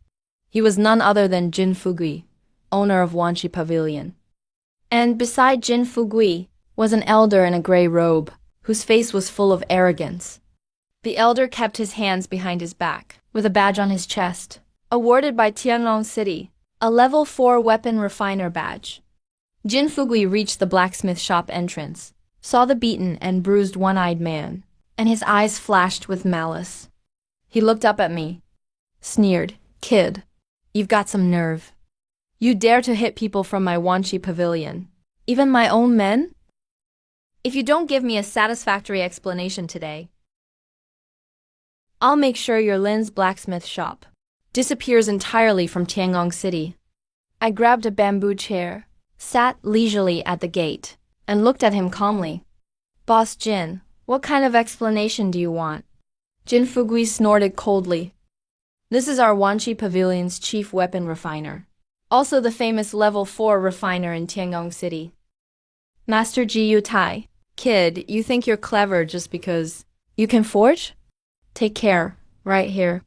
You don't respect anyone, do you? If you lose, you not only have to hand over this shop to me for free, to Wanchi Pavilion, but you also have to give these 2 girls to me as maids." If you win, Myself and the Wanchi Pavilion crew will stay out of your way from now on.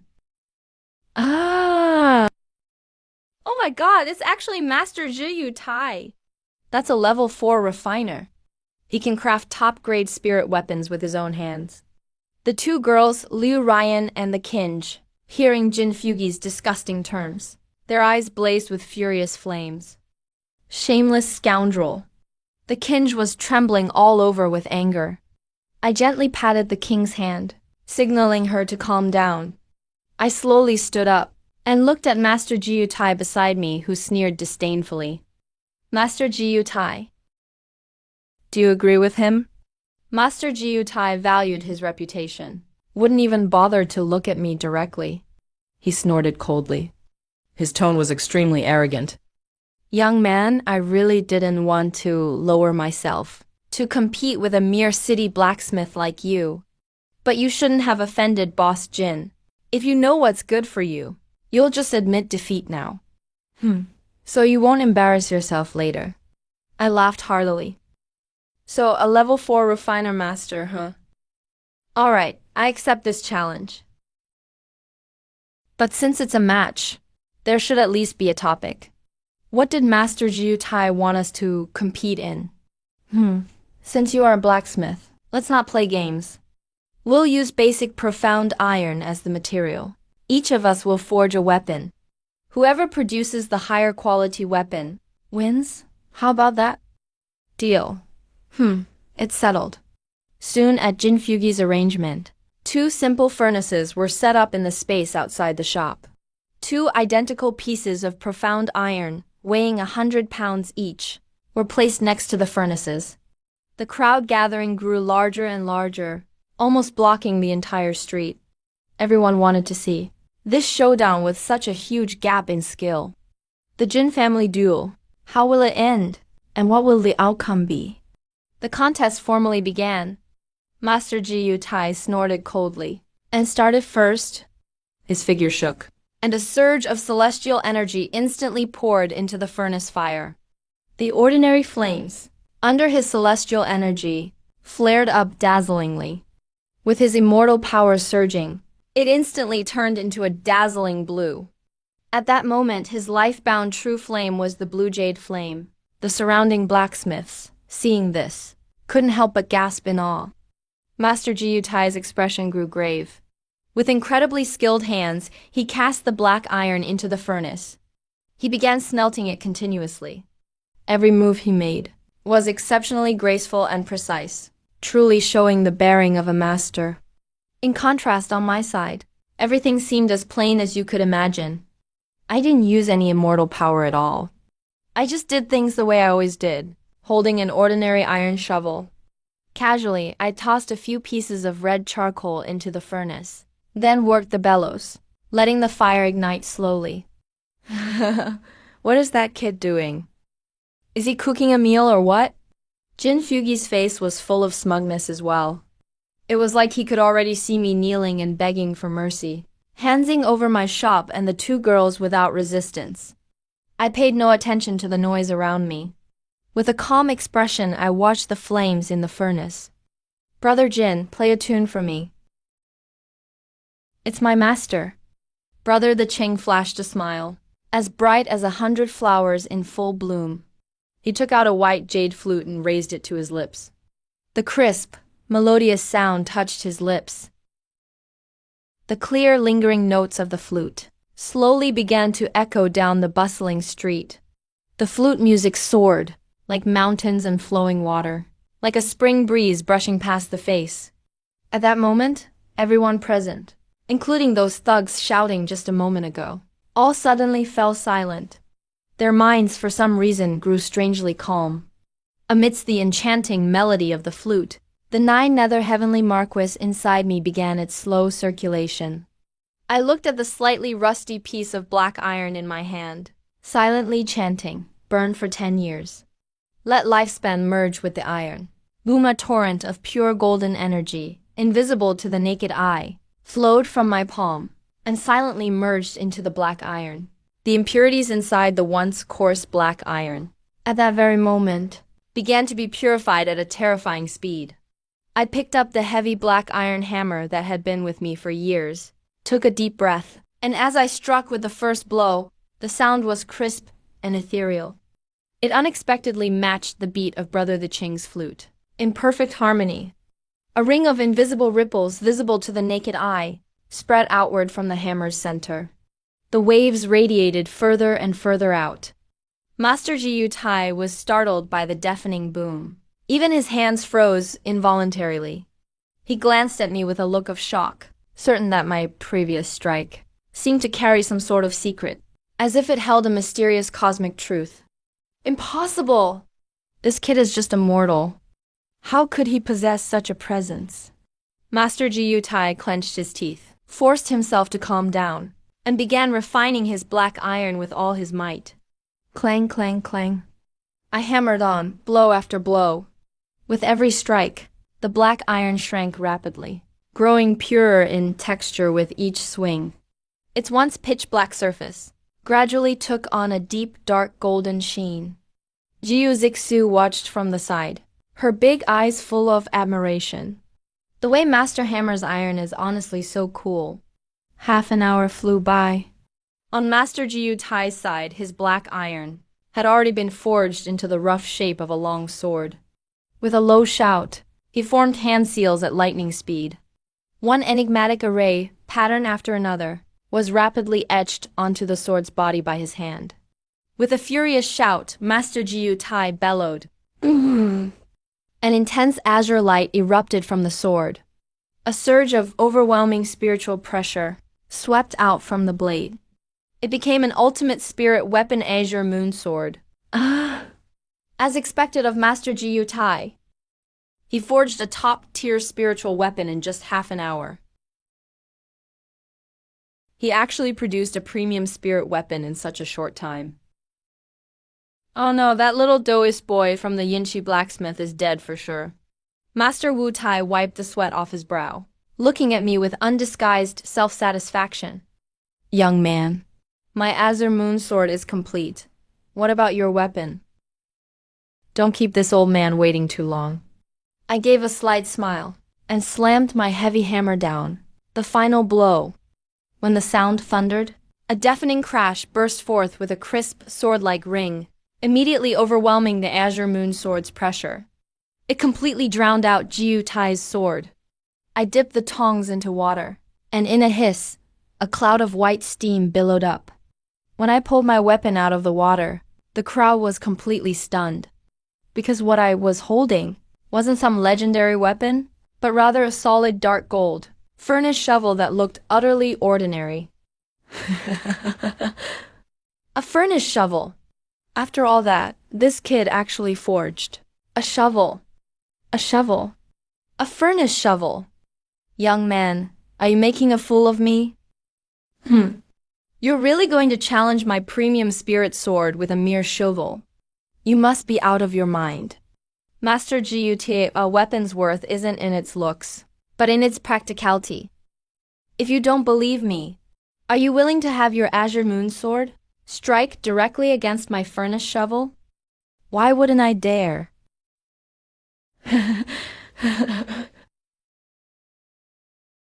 Today I'll show you what a true difference really is. Master Jiu Tai snapped his fingers. The azure moon sword hovered in the air, turned into a streak of blue light, and charged forward with unstoppable force, slashing straight at my shovel. I stood my ground, expression completely unperturbed. Slowly, I raised my right hand and the shovel, not using any immortal power at all, simply swinging gently to meet the blue blade. The moment a crisp metallic clang rang out. In the quiet street, the next instant, everyone was stunned by what they saw. What happened was, the next moment, an even more shocking scene unfolded. Master Jiu Tai's precious sword, which everyone placed their hopes on. The azure moon sword glowing with blinding blue light. The very moment it touched my dark golden shovel, didn't cause the slightest ripple. As if it were made of paper, it shattered piece by piece, turning into countless sparkling blue fragments that scattered on the ground. But my dark gold shovel remained completely intact, not even so much as a scratch left on it. Spurt. Master Jiu Tai, wounded by the destruction of his life-bound treasure, his immortal energy wreaked havoc inside him, and his face turned pale as a sheet. Staggering, he retreated over a dozen steps, finally collapsing helplessly to the ground. This can't be. This is absolutely impossible. My Azure Moon sword is a top-level spirit weapon. How could it have been smashed to pieces by an ordinary shovel? Master Wu Tai was nearly hysterical. At that moment, the onlookers were all stunned into a deathly silence. A single shovel shattered a top-tier spirit sword with one blow, completely overturning their entire understanding of the art of forging. All the smugness on Jin Fugi's face instantly froze, and he stood there as if petrified. I felt as if I had been frozen in place. Standing still where I was, I gripped the dark gold forged shovel, slowly walked up to Jin Fugui. Looks like I won this competition. Boss Jin. I wonder if your words from before still count. Jin Fugui shuddered all over as he looked at me. His eyes were full of terror at me. What kind of sorcery did you use? I'm the owner of the Wanqi Pavilion. You dare lay a hand on me? You'll never survive in Tiangong City. I stared coldly at him. With a casual wave whoosh, a wild energy surged out in a shockwave. Get lost. From now on, if I ever see anyone from your Wanqi Pavilion, come even half a step near my blacksmith shop. The shattered sword on the ground will be your fate. Jin Fugui didn't dare say another word. Supported by a few bodyguards, he scurried away to the corner. Master Jiu Tai got up looking dazed and defeated. He looked at me. Thank you, thank you. Boss, thank you for sparing me. Boss, thank you for sparing me. This old man, admit defeat. After saying that, he too slipped away. Lin's blacksmith shop became famous on Poor Street, and even across half of Tiangong City. After this fight, our business became even better. People came constantly every day to buy ironware. My lifespan also steadily increased, growing steadily with each crisp hammer strike. I broke past the 150,000-year mark again. But that peace didn't last long. It was that night, with a bright moon and sparse stars. The night was as cold as water. I was meditating in my inner room. Suddenly, the ancestor of 9 nether soldiers issued a very grave warning in my mind. Kid, a strong enemy is coming. At least pinnacle of the focus realm. Maybe even touching the threshold of the nascent soul realm. I was shocked inside. Suddenly opened my eyes. I rolled out of bed. Quietly slipped into the courtyard. At that moment, both Liu Ryan and the Kinj had sensed something off, and came up behind me. Master, there's an assassin, Liu Ryan whispered. Her beautiful eyes. A sharp sword aura flickered inside as she spoke. I signaled them not to act rashly. I looked up at the roof. You visiting late at night? May I ask what business brings you here? Shopkeeper Lin Fan, your vigilance is impressive. A chilling laugh echoed in the night sky. A man wearing a black robe and a night hawk mask slowly floated down from the roof. His aura was extremely sinister, like a venomous scorpion lurking in the darkness, making people shudder. And not just that. On the walls around the blacksmith shop, more than a dozen men in black had appeared silently. Each held a magical weapon, completely surrounding the small yard. Who are you? I looked at the Nighthawk masked leader. Asked calmly. Who I am doesn't matter. What matters is someone paid a fortune in immortal stones. To buy your life and those 2 girls? Jin Fugui sent you guys? Why should the dying know so much? Get them.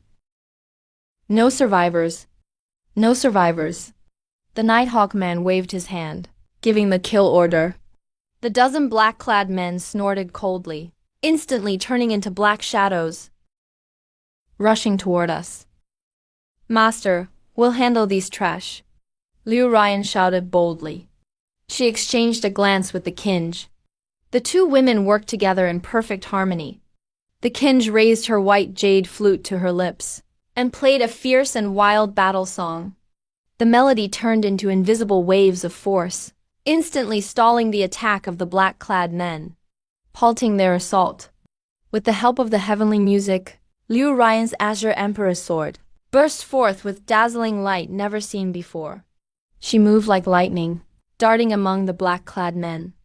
Every time she swung her sword, another foe's magic weapon was shattered mercilessly, their cultivation forcibly disrupted by the fierce sword energy. Then they crashed heavily to the ground. For a moment, figures were flying everywhere in the courtyard. Thanks to the women's flawless teamwork, the dozen powerful black-clad men couldn't even touch a corner of their clothes. Not even a bit. The Nighthawk masked man watched, his face beneath the mask turning grim. He never expected these two seemingly delicate women would be so extremely difficult to deal with. Damn, what a bunch of useless fools. Guess I'll do it myself. The Nighthawk man shouted angrily, his immortal force erupting like a volcano.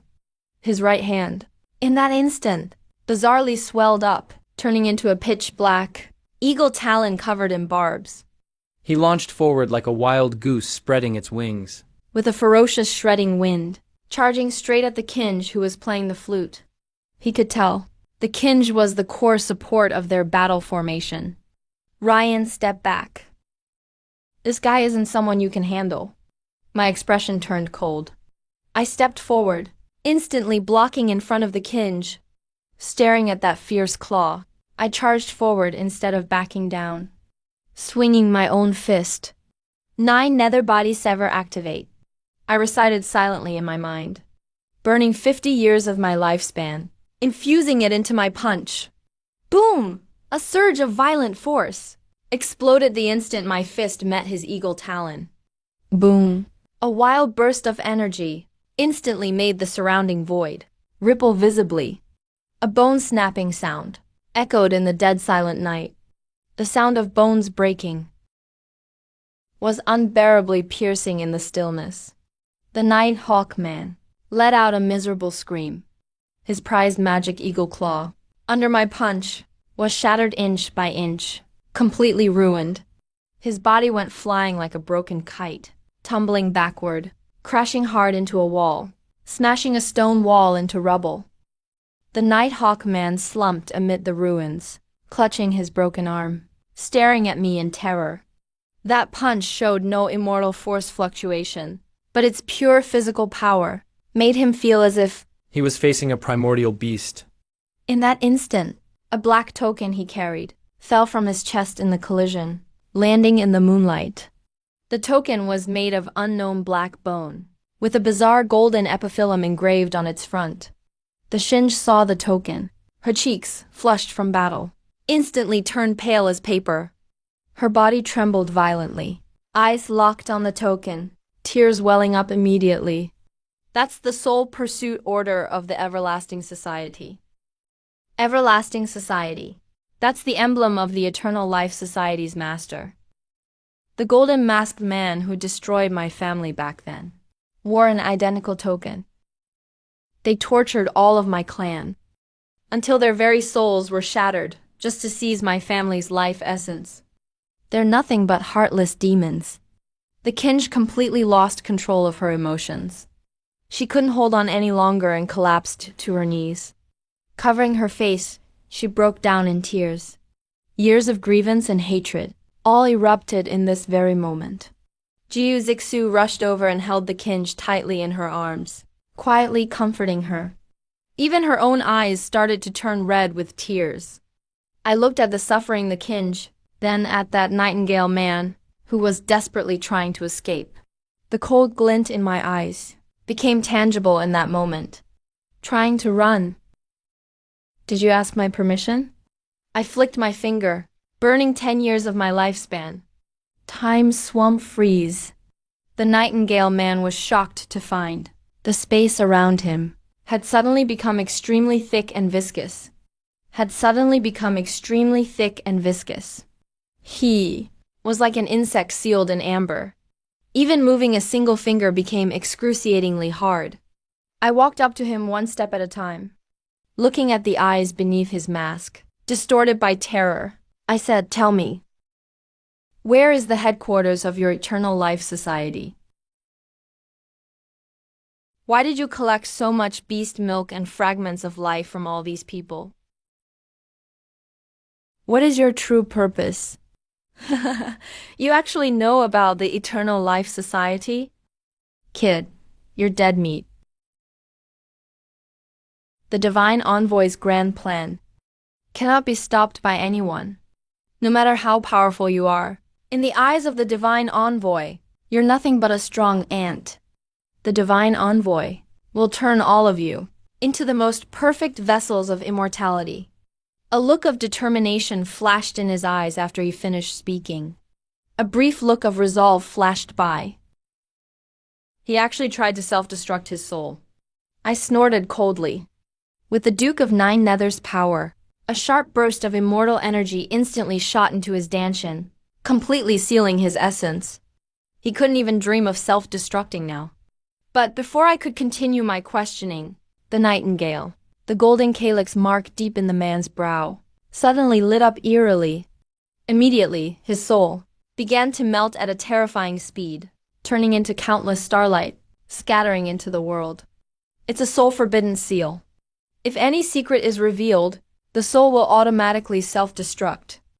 It seems there's a massive force behind the Eternal Life Society, and they're ruthlessly vicious. I turned around and walked up to the Kinj. I slowly squatted down in front of her. Looking at this weeping young disciple, the softest part of my heart was gently touched. I reached out my right hand and gently wiped away her tears. "Kinj, don't cry. I promise you, one day, I will take you with me to destroy them personally, to wipe out this eternal life society and make them pay the price for what they did all those years ago." The Kinj looked up at me, with eyes deep and filled with boundless power. Feeling the warmth from my palm, her heart, once cold from hatred, at that moment, felt an unprecedented warmth and peace. Through tears, she nodded. "I believe in you, Master." Beside us, Liu Ryan gripped her Azure Emperor creation sword tightly, her expression cold as ice. Ryan is willing to slay every enemy in this world for Master and Junior Sister. All right, tonight was a wake-up call. I'm afraid peace in Sky Palace City won't last much longer. We have to increase our strength as soon as possible and prepare for anything. In the following days, I shut my doors to all visitors. Aside from forging every day to steadily increase my lifespan, I dedicated myself to instructing my 3 disciples. Liu Ryan focused on cultivating the 9 nether extinguishing sword. Under the tempering of my life flame, her control over the Azure Emperor creation sword became more refined than ever.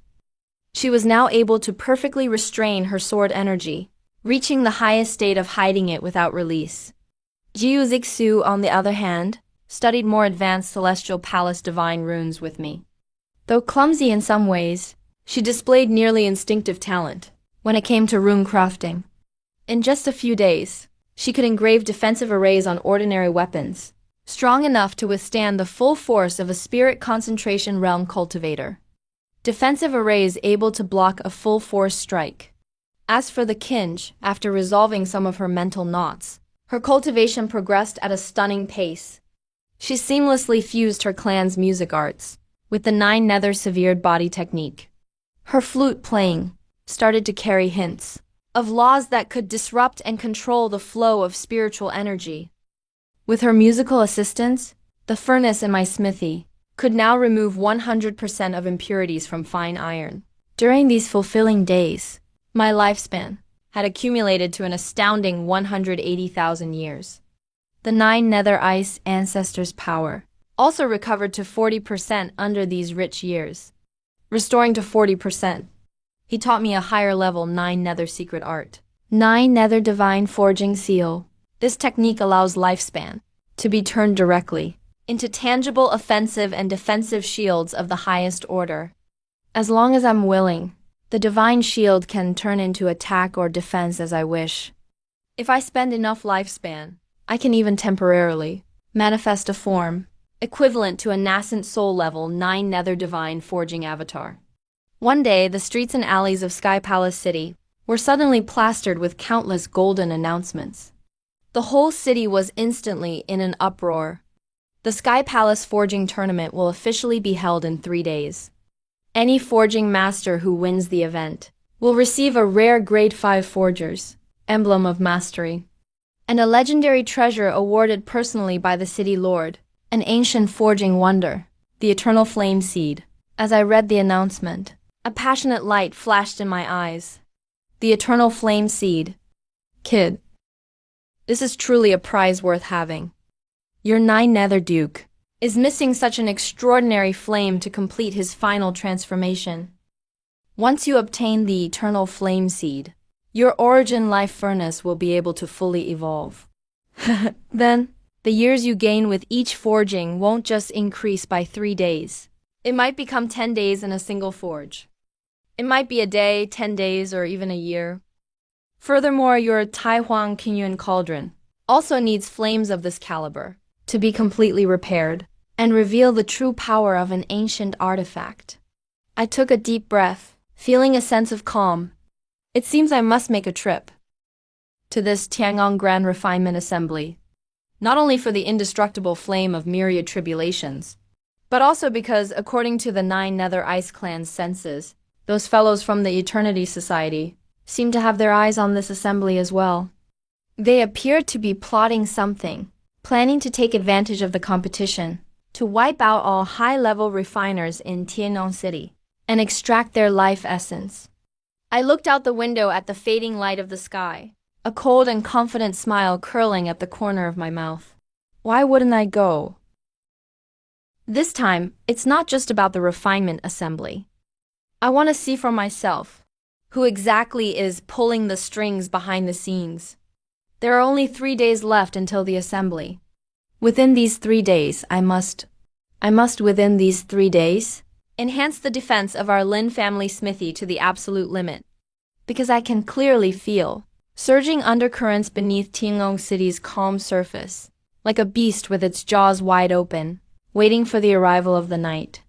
I returned to the forge in the backyard, watching the red flames leaping in the furnace, and said to Jiu Zixu beside me, "Zuer, take the cold iron sand we collected these past few days, and pour it all into the furnace. As your master, I will personally reforge the foundation of the gate's grand array." Jiu Zixu nodded obediently, holding the heavy cold iron sand in both hands, and carefully placing it into the furnace. Nearby, the Kinj picked up an ancient zither, golden threads falling onto her shoulders, with a hint of determination in her eyes. "Master, Kinj will assist you." The music of the zither slowly rose, like flowing water brushing over mountain rocks. Under the soothing melody, the originally violent furnace flames actually became incredibly docile. I grabbed the black iron heavy hammer, my entire body's immortal power, resonating slightly with my lifespan essence. I silently thought, burn 5 years, merging my lifespan into the hammer's momentum. As the heavy hammer fell, golden sparks flew in the dark night. With every strike, every blow was accompanied by the consumption of my lifespan, but in return, the impurities in the cold iron sand were rapidly removed, transforming it into a formation core emitting a faint blue ethereal light. Kid, your technique of merging lifespan into ironware is becoming more and more proficient.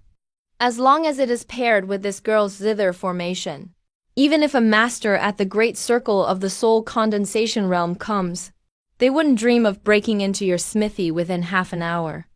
I smiled slightly, fine beads of sweat breaking out on my forehead, but my heart felt incredibly grounded. Living long doesn't mean waiting to die. In this world where the strong prey on the weak, only by preparing enough hidden cards can one ensure safety for generations. While the 3 of us were busy in the backyard, Liu Ryan rushed in from outside. There was a hint of faint frost on her scabbard. "Master, something has happened outside." Jin Fugui from the Wanshi Pavilion is with a young man dressed in red robes, and they are buying people's favor at the street corner. That young man is said to be The man is said to be from the city's top refinement family, the young master of the Awakens family. Awakens Kwang. He claimed that at the assembly, he would turn our Lin family smithy into a total laughingstock. Awakens Kwang, I muttered to myself, slowly putting down the heavy hammer in my hand. The Awakens family has deep roots in Tiangong City, and their strength cannot be underestimated. Since this Awakens Kwang is the young master, he must have some real talent. However, they really shouldn't have provoked me at this time. Ryan, pay them no mind. Our goal is the indestructible flame of myriad tribulations. As for those other clowns, if they dare to interfere during the competition, I don't mind giving them a lesson they'll never forget. 3 days' time passed in the blink of an eye, when the first ray of morning sunlight illuminated the grand bronze walls of Tiangong City. The entire city was in a total frenzy. Countless rogue refiners and envoys from various major sects flocked toward the Jukuan Square in the city center. The square was massive, and in the center neatly were arranged over 100 giant refinement cauldrons, emitting spiritual lights of various colors. It was a magnificent sight. I took Ju Zixu, Liu Ryan, and the Kinj, and blended into the crowd to enter the square discreetly. The Kinj wore a veiled bamboo hat, hiding her elegant and ethereal face, but the noble temperament she exuded still attracted the attention of many young cultivators. Oh, isn't this the little owner of that Lim family smithy? You actually dared to come and participate in the assembly. A mocking sneer suddenly came from nearby. I turned my head and saw Jin Fugui shaking a gold-threaded folding fan, looking at me with a face full of triumph. And beside him stood a haughty-looking young man wearing a red robe embroidered with flame totems. This young man, with a pair of peach blossom eyes, was filled with disdain and contempt. Presumably, this person was Awakens Kwang. Awakens Kwang looked me up and down. When he saw behind me the ordinary-looking dark gold furnace shovel, he couldn't help but burst into laughter. When he saw the shovel, he couldn't help but laugh out loud. Boss Jin, you said it was this mortal blacksmith. Using a broken shovel. Who smashed that trash Jiutai's top-grade spirit sword? It seems that fellow Jiutai is really going downhill. Even a low-class street ruffian like this could actually scare him out of his wits. Young Master Awakens is absolutely right. This kid is just lucky, knowing a few crook tricks, that's all. Today, in the face of young Master Awakens' absolute strength, he will surely show his true colors. Jin Fugui flattered him excessively, his small eyes filled with a malicious light. My expression remained indifferent. I didn't even bother to look at them. Instead, Liu Ryan took a step forward, the Qing Emperor creation sword in her hand vibrating slightly, letting out a crisp sword chime. How dare such arrogant fools comment on my master? What a striking sword cultivator girl. The sword cultivator girl with that emblem just followed the wrong master. After today, I'll show you what a true genius in key refining really is. A crisp chime from a bell suddenly echoed across the plaza. It instantly silenced all the noise. The city lord of Heavenly Palace, a middle-aged man clad in bronze armor, imposing beyond compare, slowly descended onto the observation platform at the center of the plaza. He scanned the entire crowd, his voice booming like a giant bell, resonating in everyone's ears. The Heavenly Palace City Artifact Refining Tournament officially begins. Round 1. Pure Essence Smelting. All contestants must, within 30 minutes, smelt the profound ice cloud iron on their tables, to the highest degree of purity. Only those who reach at least 90% purity may advance. With his words finished, 100 contestants began to move into action. For a moment, dazzling colors intertwined over the plaza, as all kinds of flame blazed to life in every hue. It was a breathtaking sight. Awakens Kwang flashed an arrogant smile, slamming his palms down on the furnace. slamming both hands hard on the furnace lid. With a whoosh, a jet of crimson flame shot from his palms in an instant.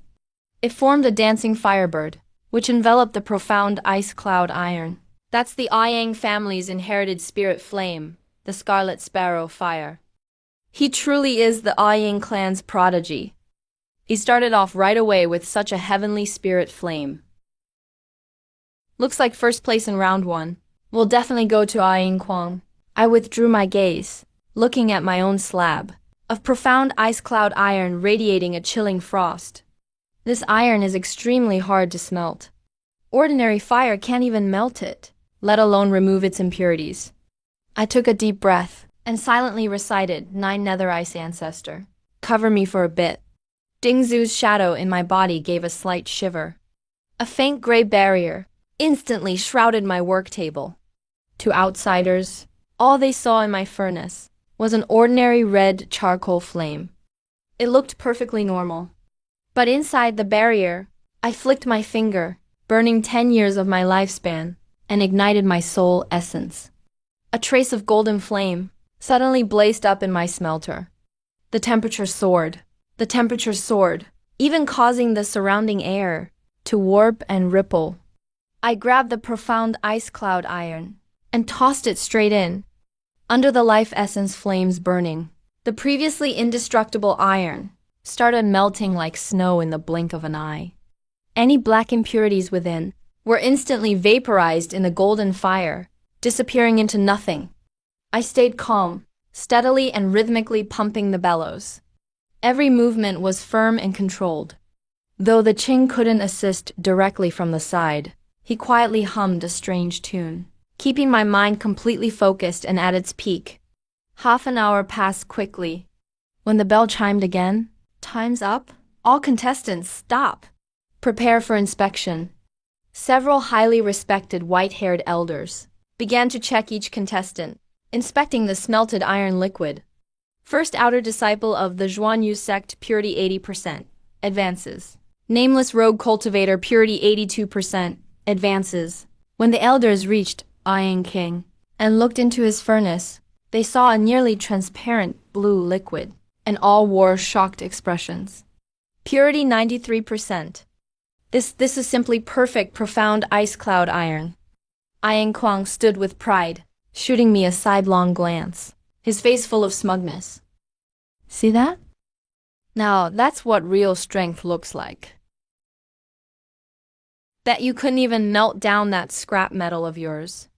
But when the elders reached my work table and saw inside my furnace, liquid shining with blinding golden light, almost as if it were cast from pure gold, they were all stunned. This is purity 99%. And inside this iron liquid, there's even a trace of pure life force. How is this possible? One white-haired elder couldn't help but exclaim, his voice trembling as the entire plaza fell completely silent. Purity of 99%. That already surpasses normal spiritual standards. This is practically a celestial-grade ingredient. The proud smile froze on Yang Kwang's face. This can't be. His confident grin vanished instantly. This is impossible. He must have cheated. He's just a city blacksmith. So how could he smelt it to 99% purity? Young Master Yang, the evidence is right here. If you have doubts, you're welcome to inspect it yourself. Yang Kwang gritted his teeth, but couldn't say a word. After repeatedly confirming their results, the inspecting elders gave me a deep look. Lin Ji Blacksmith Shop, Lin Fan. 99% purity. First place, advances to next round. Master, you're the best. I knew our senior brother was incredible. Liu Ryan and the Qing shared a smile, their beautiful eyes full of admiration and pride. I smiled back, never letting it get to my head. This is still just the first step. The real challenge is coming up in round 2. Round 1 concludes. Only 30 of the 100 contestants advanced. The rest were all eliminated. Jin Fugi's gaze toward me grew colder and more wary. He quietly walked over to Yang Kwang and whispered something to him. After listening, A vicious look flashed in Ah Kwang's eyes, a ruthless glint flickering in his gaze. Don't get cocky so soon, Lin Fan. I'll make sure you don't walk away after round 2. The written exam of the second round is called Divine Rune Engraving.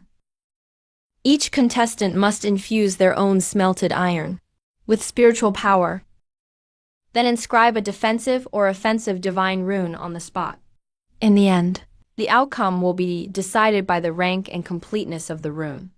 Before the contest starts, Ah Kwang suddenly steps up to me, looking at me provocatively. Lin Fan. I heard your 2 female disciples are extremely gifted. One's versed in music, the other knows formations. So this time, do you dare to let one of your disciples do the engraving for you? If you don't dare, just admit you're a coward. Looking at his malicious smile, I instantly understood his scheme. Ah Kwang is clearly His scheming. that Ah Kwang clearly noticed my dissatisfaction with the key refining technique, worried about losing again. So he came up with this cunning trick, trying to use a provocation tactic to get Jiu Zixu, who has 0 combat experience, or Brother the Qing, to go up, so he could cheat during the contest and hurt them. Liu Ryan's beautiful eyes suddenly turned cold. Her long sword was about to be drawn. Master, let me teach him a lesson. I raised my hand to stop her. Liu Ryan looked at Ah Kwang. The corners of her lips curled into a playful smile. Very well, since young Master Ah is so eager. Then this round, I'll let my not-so-successful little apprentice, Zuer, compete for me. What? Master. You want me to go up? Jiu Zixu pointed at herself in a bit of panic. Her delicate face was full of nervousness. I gently patted her head and softly said, Zuer, don't be afraid. Everything I've taught you, you've already mastered it by heart. Today, just do it like you always do at the blacksmith shop. Quietly draw a stroke, that's all. Jiu Zixu looked at me. Her eyes were full of encouragement and trust. Her nervousness magically faded away. Okay, Zuer will listen to Master. I won't embarrass you. Seeing Jiu Zixu actually step onto the platform, a trace of a sinister smile flashed in Ah Kwang's eyes. He signaled to one of his men. That subordinate understood. Silently from his robe, took out a black jade pendant gleaming with eerie light. That jade pendant was covered with extremely sinister interference runes. They are used specifically to disrupt spiritual energy during rune inscription. At worst, the rune collapses. At worst, spiritual power backfires, hurting one's mind. The contest begins. Ah Kwang stepped up personally. He looked solemn. His hands traced streaks of crimson light in the air. Vermilion bird divine rune set. A scorching hidden rune slowly merged into the iron leaf before him, emitting a strong aura of attack. As for Jiu Zixu, she just quietly sat at the work table. Her small hands held a slender engraving knife, moving steadily stroke by stroke over the dark golden liquid. Her movements were very slow, but each stroke looked perfectly natural, as if she was in harmony with the rhythm of the universe. Just as Jiu Zixu was halfway done with her inscription, that subordinate of Ah Kwang secretly activated the jade interference pendant in his robe. Was a ripple of invisible black spiritual energy, spread out like water waves, silently crept toward Jiu Zixu's table. Brother the Qing, who was playing the flute for entertainment, sharply sensed this strange fluctuation.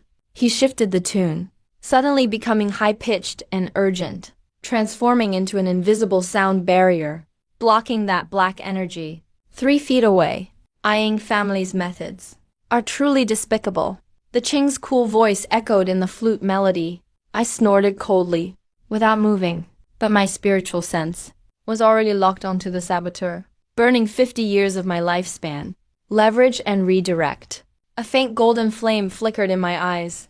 That black energy the Qing blocked, under my control with lifespan origin, suddenly made a sharp turn in midair. Instead of dissipating, it sped up tenfold.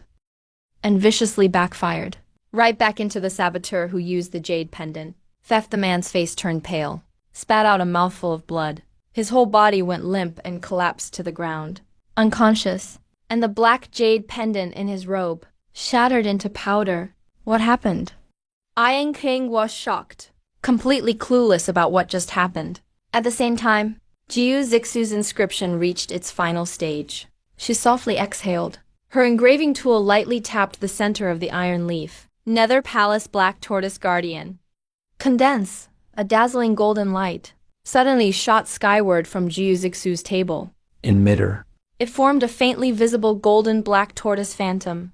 A sacred and dignified pressure instantly filled the whole square. Oh my god, that's the defensive black tortoise rune. That's a 5th grade standard text. How old is this little girl? How old is this little girl? She can actually inscribe such a rune by herself? Genius. An absolute prodigy. Our Sky Palace city produced such talent.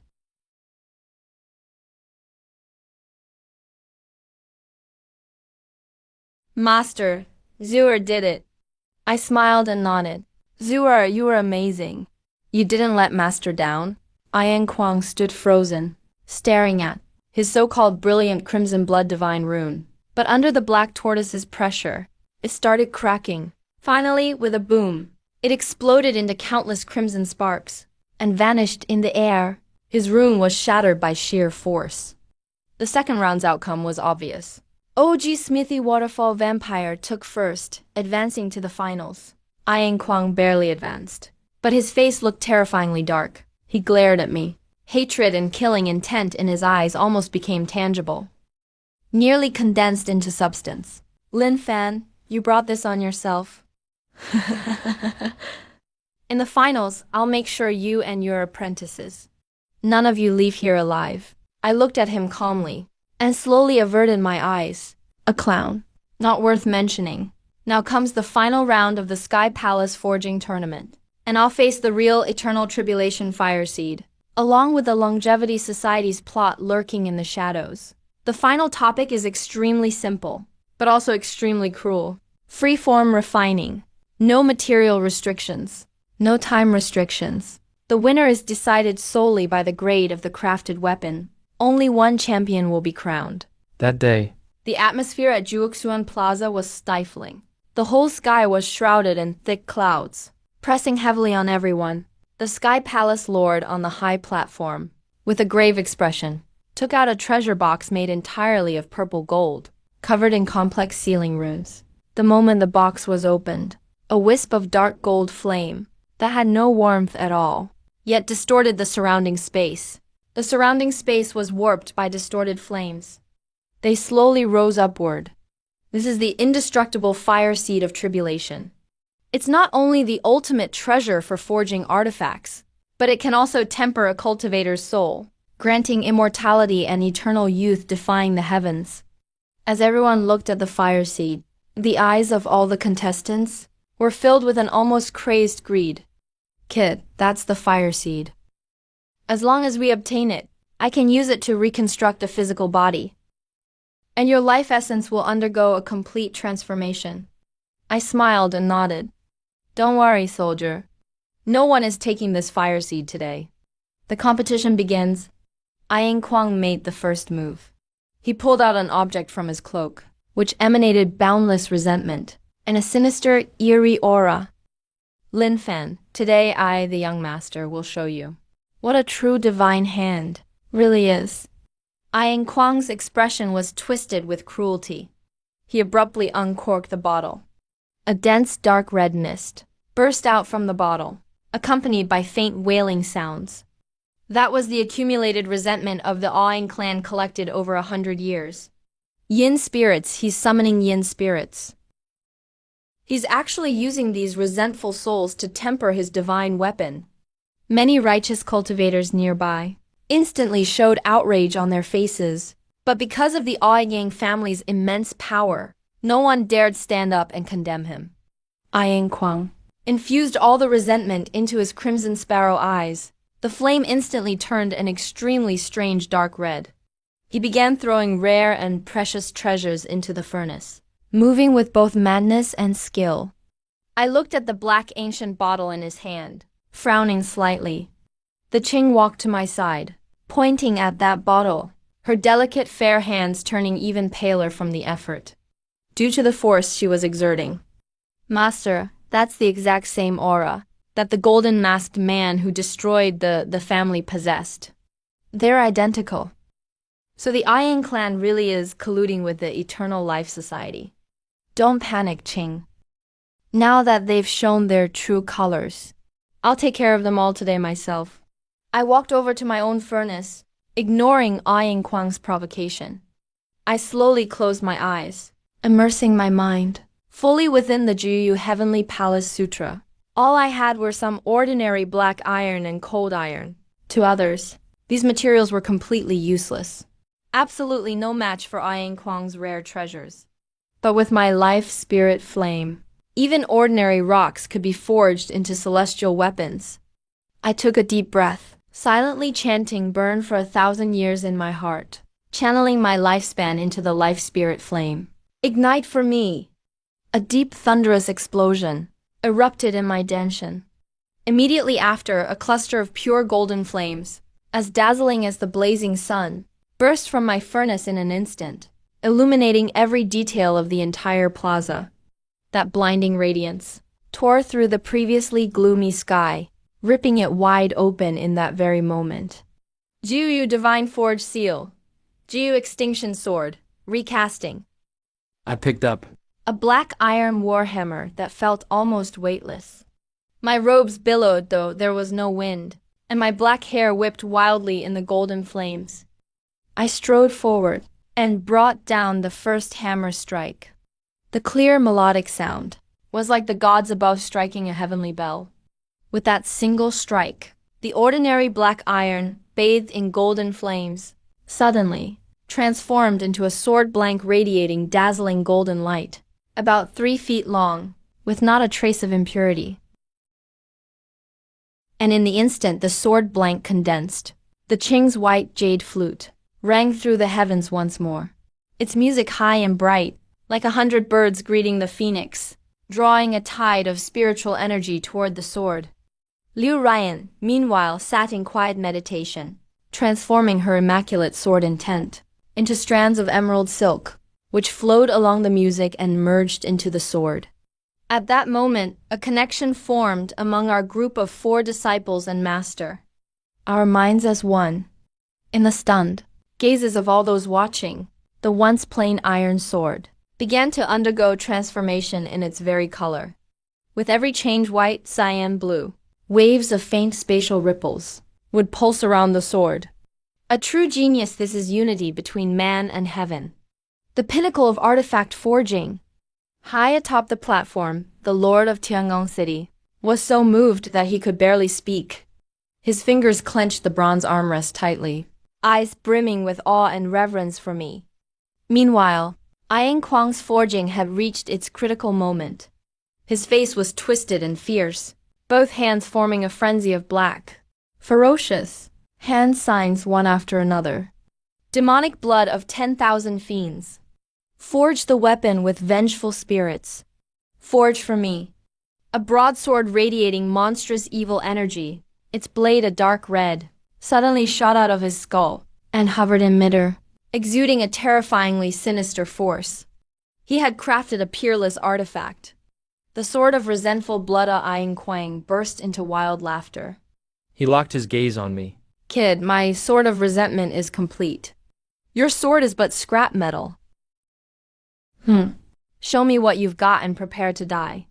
I slowly opened my eyes, looking up at the void, at that heavy sword dripping with foul resentment. My eyes were full of disdain and contempt. You dare call this heretical thing a divine weapon? Taking a deep breath, I raised my warhammer and brought it down one final time.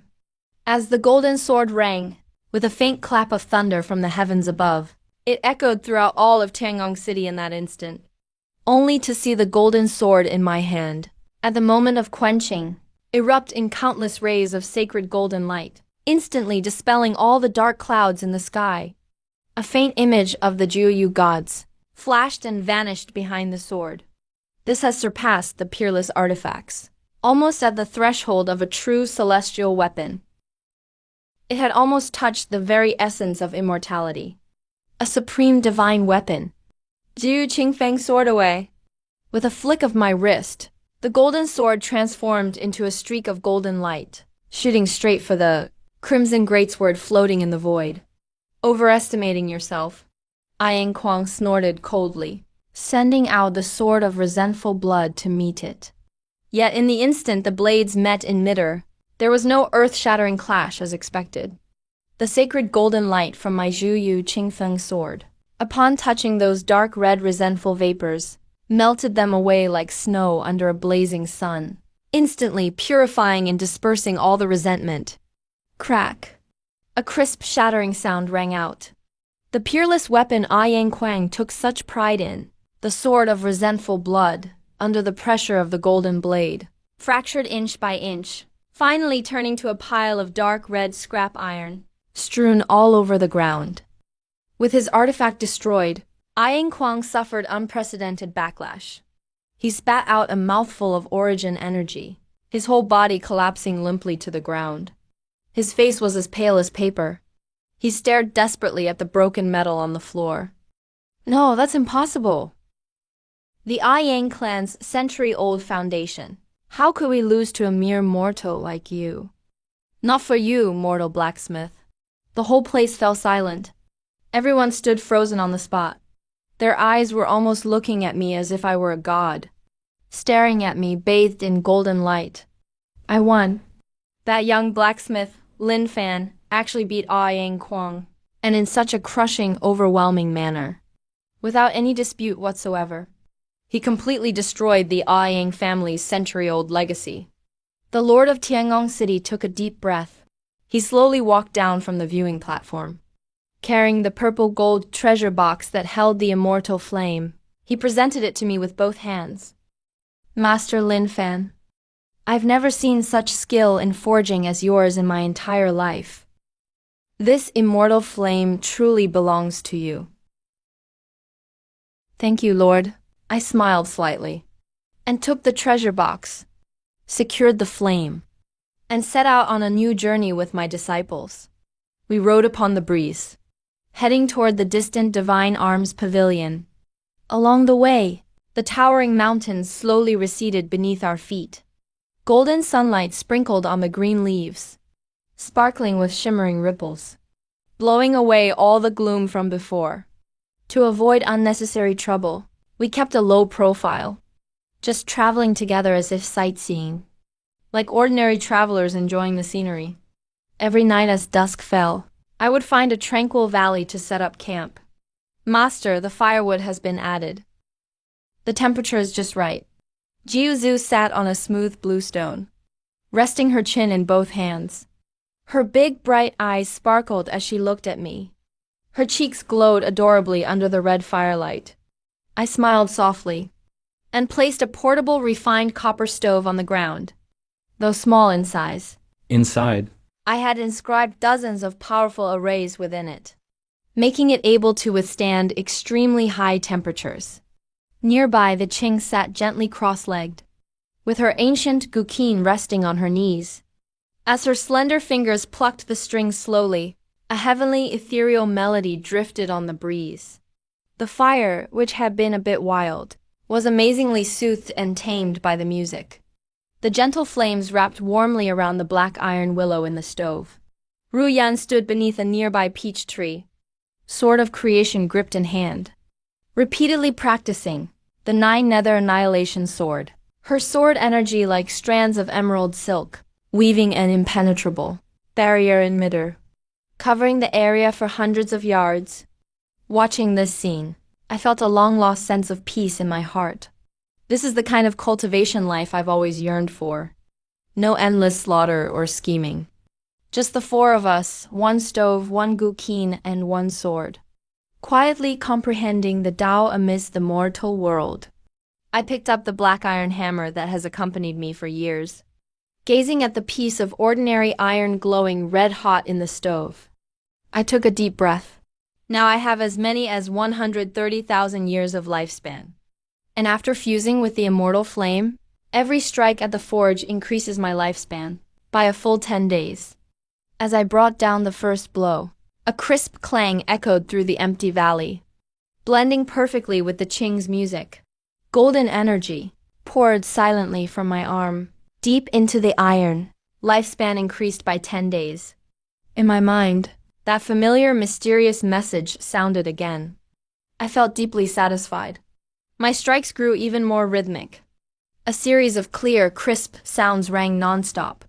With each strike, that rough iron material rapidly shrank and refined.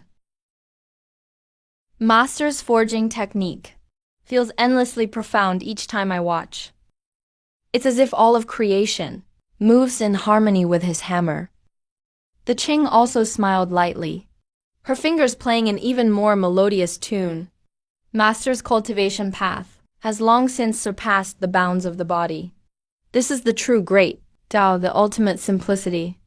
I put away my hammer and took the thoroughly refined, dark gold sword blank and placed it in cold water. A burst of pure white steam rose up, turning into auspicious clouds that faded away in the air. Lifespan increased by 500 days.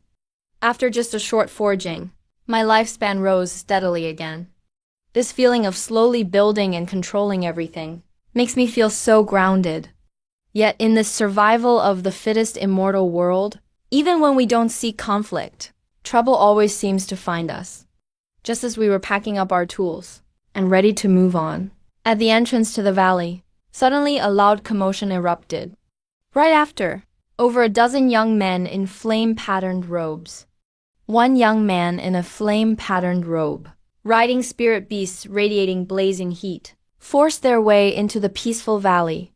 The lead youth wore an extravagant dark red brocade robe, with a look of sheer arrogance, his eyes brimming with conceit and disdain. This man was the young lord of the largest nearby sect, Blazing Fire Valley. His name was Yang Tianli. Yang Tianli looked down at us from above. Young master, look. Even out here in the middle of nowhere, we've bumped into 3 extraordinary beauties. Truly your good fortune, young master. Hey, Blacksmith. Who are these 3 ladies to you? I'm in a good mood today. Here's 10,000 mid-grade immortal stones. Just leave them behind, and you can get lost. With that, he flicked his hand, tossing a bag of immortal stones at my feet with a jingle. His attitude was utterly arrogant. To the side, Liu Ryan's beautiful eyes turned cold.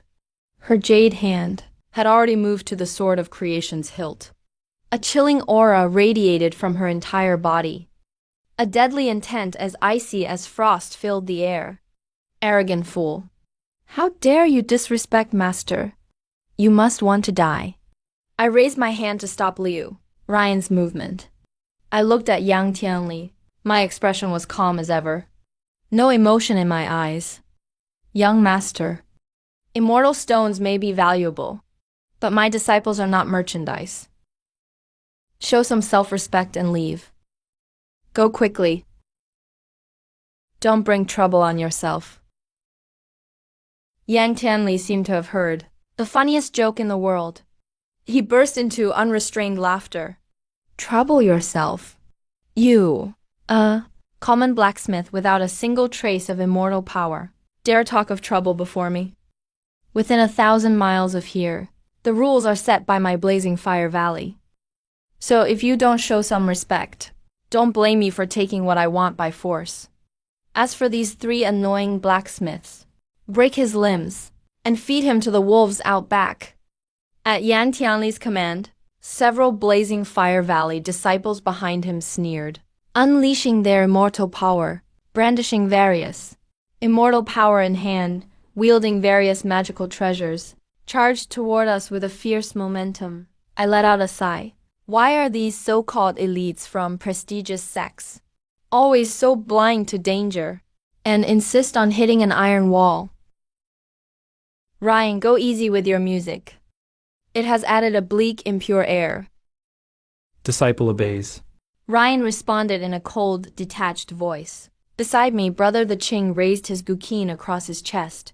His jade-like fingers swept fiercely across the strings to break the formation. A deep dong sound, extremely heavy and muffled, some high-pitched zither notes, transformed into a massive, invisible wave of sound. Instantly drained all the spiritual energy within 100 yards. Those Faihu disciples charging at the front suddenly felt as if their chests had been struck hard. Their immortal powers instantly scattered. Along with their spiritual beasts, they were sent flying in utter disgrace and crashed heavily to the ground. Yang Tianli was shocked. He never expected that this gentle, zither-playing woman would have such terrifying mastery over music magic. Everyone, attack! Yang Tianli roared in fury. He quickly formed hand seals with both hands. A ball of scorching flames formed in his palm, intensifying madly in his grasp. It turned into a giant flaming hand several meters tall, carrying the force to split mountains and shatter stones, and slammed ruthlessly toward the Qing. Liu Ryan moved almost imperceptibly, instantly turning into a stream of emerald light, blocking in front of the Qing. The Azure Emperor Creation sword in his hand didn't even leave its scabbard. He simply, along with the sheathed blade, traced a gentle arc through the air. There was no earth-shattering sound, only a wisp of emerald sword energy, like a gentle breeze brushing your face. Meeting the giant flame hand in midair, boomed the intimidating giant flame hand. Upon touching the emerald sword energy, melted away like snow under scorching sun, dissolving silently without a trace, and scattered into the heavens and the earth. Yet Liu Ryan didn't stop. In a flash, he appeared before Yang Tianli. His sword scabbard brought up a streak in midair, striking heavily against Yang Tianli's chest. With a bang, Yang Tianli was sent flying from the back of the scarlet flame lion, spinning several times in midair, and landing embarrassingly in a bush. His magnificent red robe was torn to shreds. His messy hair was covered in dirt. What Aohu are you people? Yang Tianli struggled to get up, his eyes filled with terror and disbelief. Even though he was a cultivator at early condensation realm, standing before this white-robed girl, he couldn't even withstand a single move. Those arrogant Faihu henchmen were now pale and scared to death. All guarded Yang Tianli with trembling fear, not daring to make a sound. I picked up a cup of freshly brewed tea, taking a light sip. My expression remained calm as ever. Now we can talk properly. Yang Tianli gnashed his teeth. Even though he was scared out of his mind, his pride didn't let him bow his head. Just you wait. My father is the master of Blazing Fire Valley, a formidable expert at the early nascent soul stage.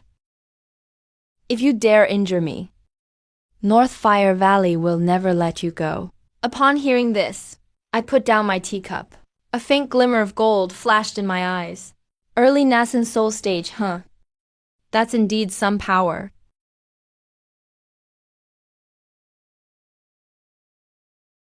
But in my eyes, it's nothing special. I stood up slowly. My right hand made a casual gesture in the Air Yushin Palace shrinking earth technique. But my figure vanished instantly, and when I appeared again, I was already in front of Yang Tianli. The distance between us was less than a foot. Yang Tianli couldn't even see how I moved. All he felt was an overwhelming force, like an ancient god mountain's terrifying pressure, pressing instantly on his shoulders. That pressure was heavy and ancient, without any fluctuation, yet it froze his immortal power instantly, making it nearly impossible to breathe. Shanying realm. Is it so great? I looked at him, my voice calm, without the slightest fear. Go back and tell your father. If he wants revenge, tell him to come find me at Heavenly Palace City anytime. Lin Fan. But before that, you must pay a small price for your rudeness. I flicked my fingers.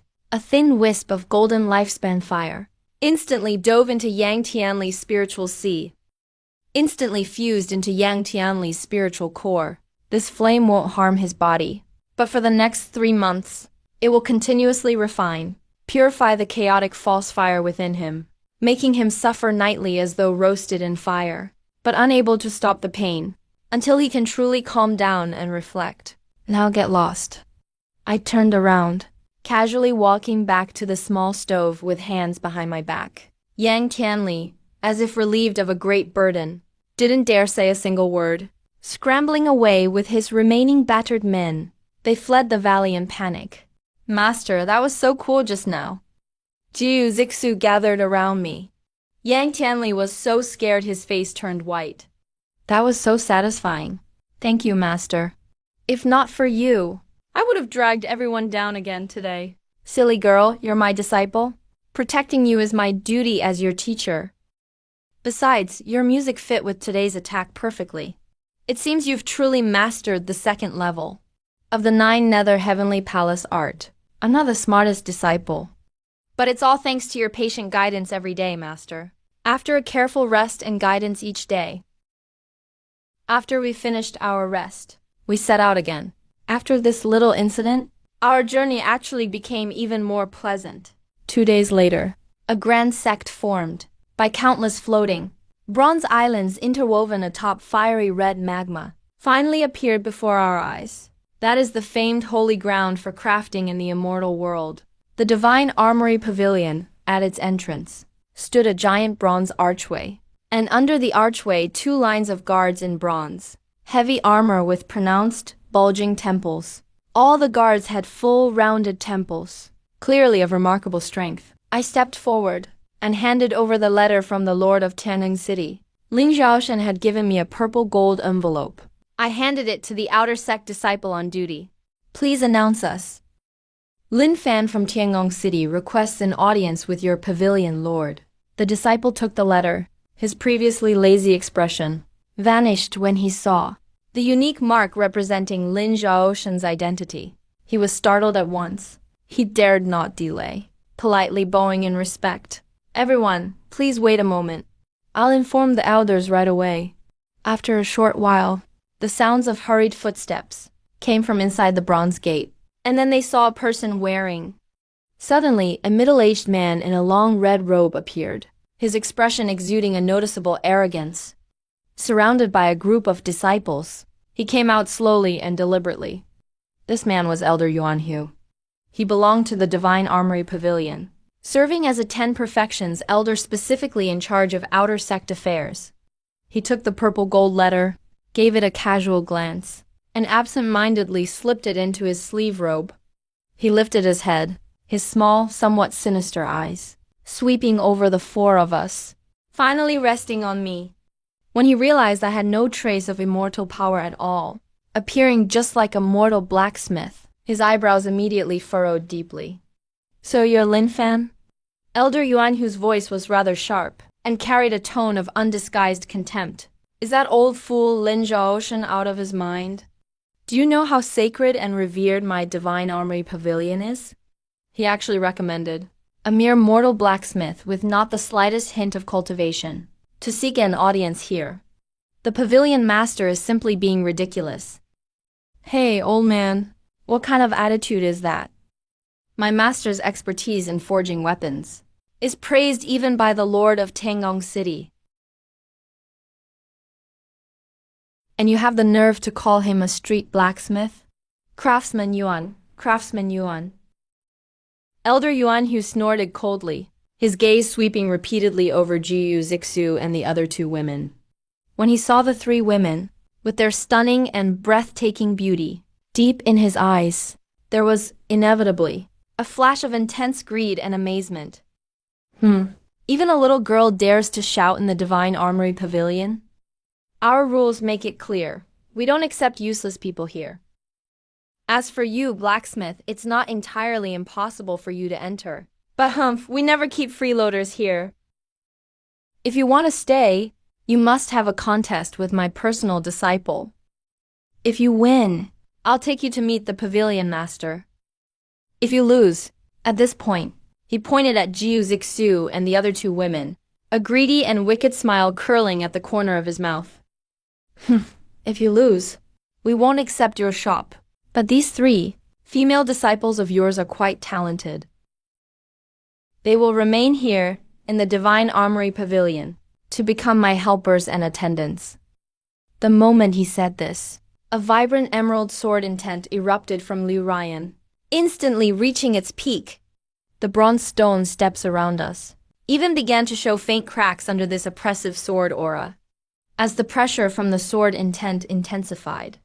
Shameless. Even the Qing's face turned grim, his hands pressing onto his ancient zither, ready to strike at any moment. I raised my hand again, stopping the two disciples. Since Elder Yuanhu is in such a mood, then Ai Lin will accept the challenge. May I ask what the topic of the contest will be? Upon seeing me take the bait, Elder Yuanhu revealed a cold, victorious smirk. This is the 3 cauldrons formation of my divine armory pavilion. These 3 iron cauldrons are made from the finest black iron, extremely heavy, and each is inscribed with a powerful grand array inside. The rules are simple. You and my personal disciple, Chi Huo, both of you, will each use the most ordinary mortal iron as materials, and within half an hour, forge a weapon capable of eliciting the resonance of all 3 cauldrons. Whoever triggers the strongest resonance naturally wins. Of course, Chi Huo is a 3rd-grade weaponsmith of the Divine Armory Pavilion. If you admit defeat now, I might just spare your life. As Elder Yuanhu laughed, a strapping young cultivator with crimson hair, radiating waves of heat, stepped out from behind him. This was none other than his proud disciple, Chi Huo. Chi Huo looked at me, his eyes full of disdain.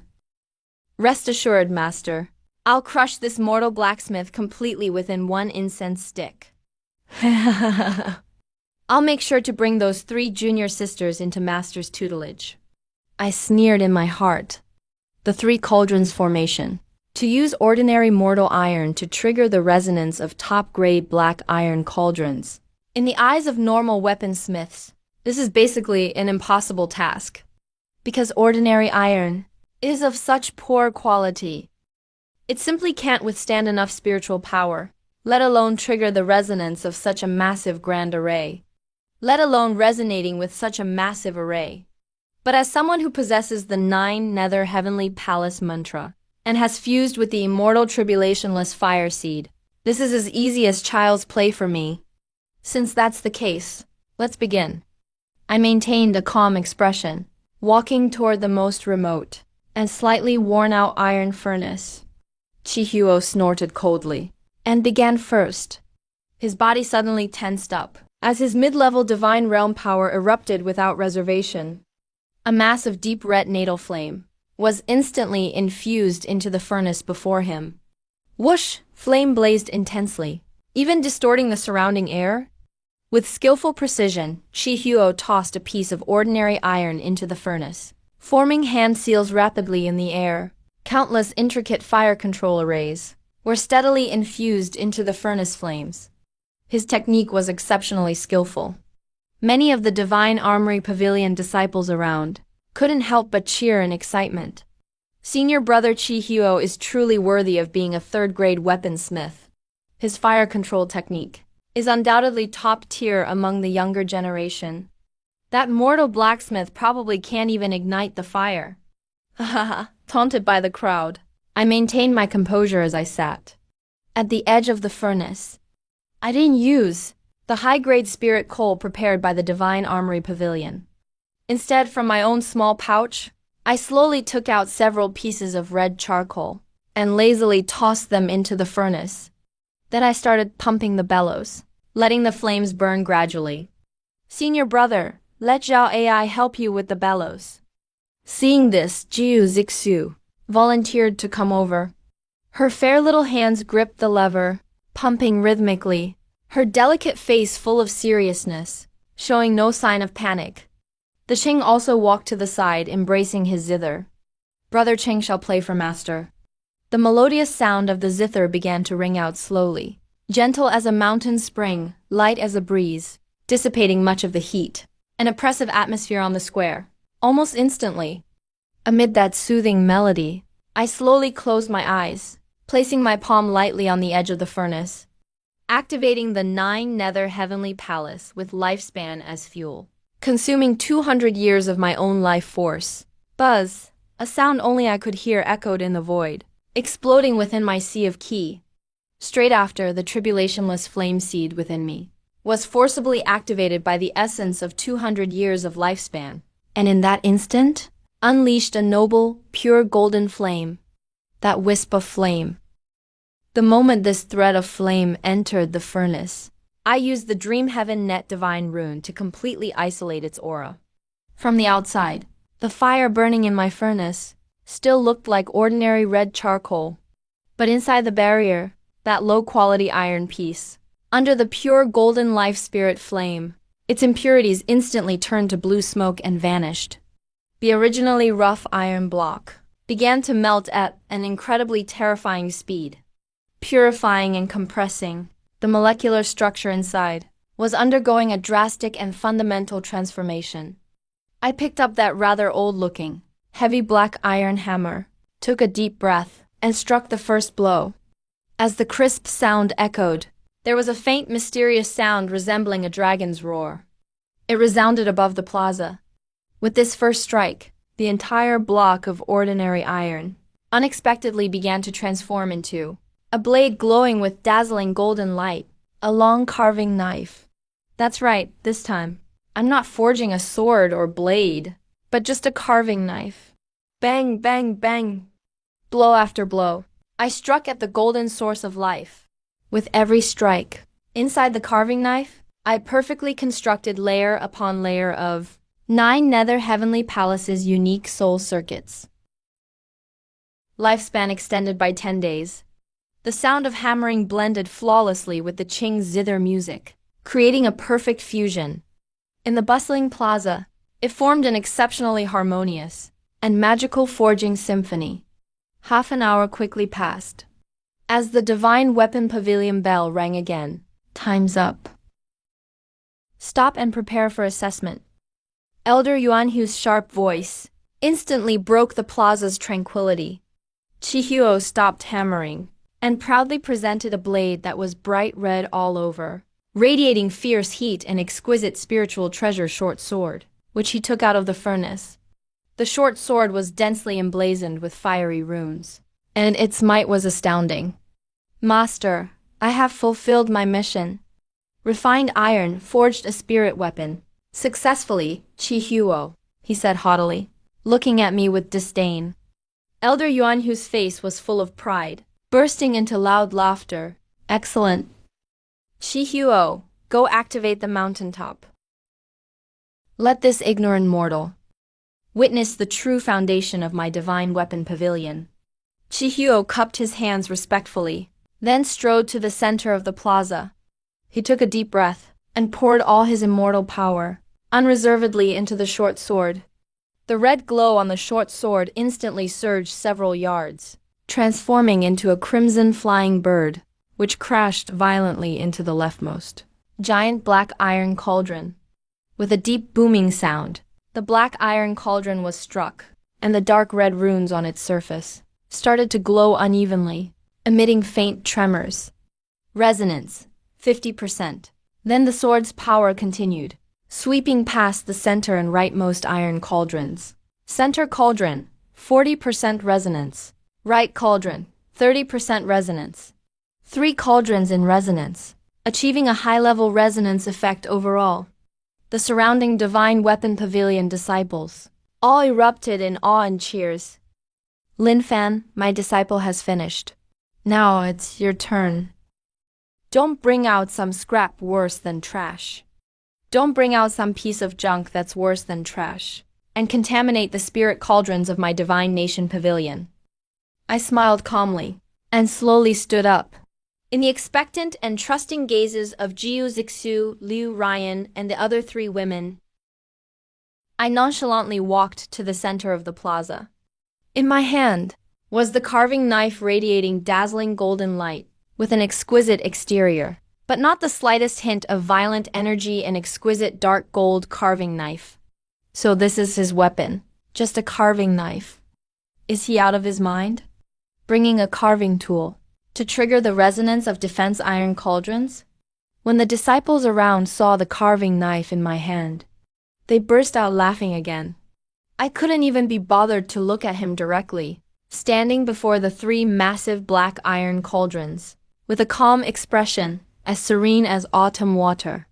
I slowly raised my right hand, without using any immortal power, just gripping the dark gold carving knife, facing those three enormous black iron cauldrons, and gently swung it in the air.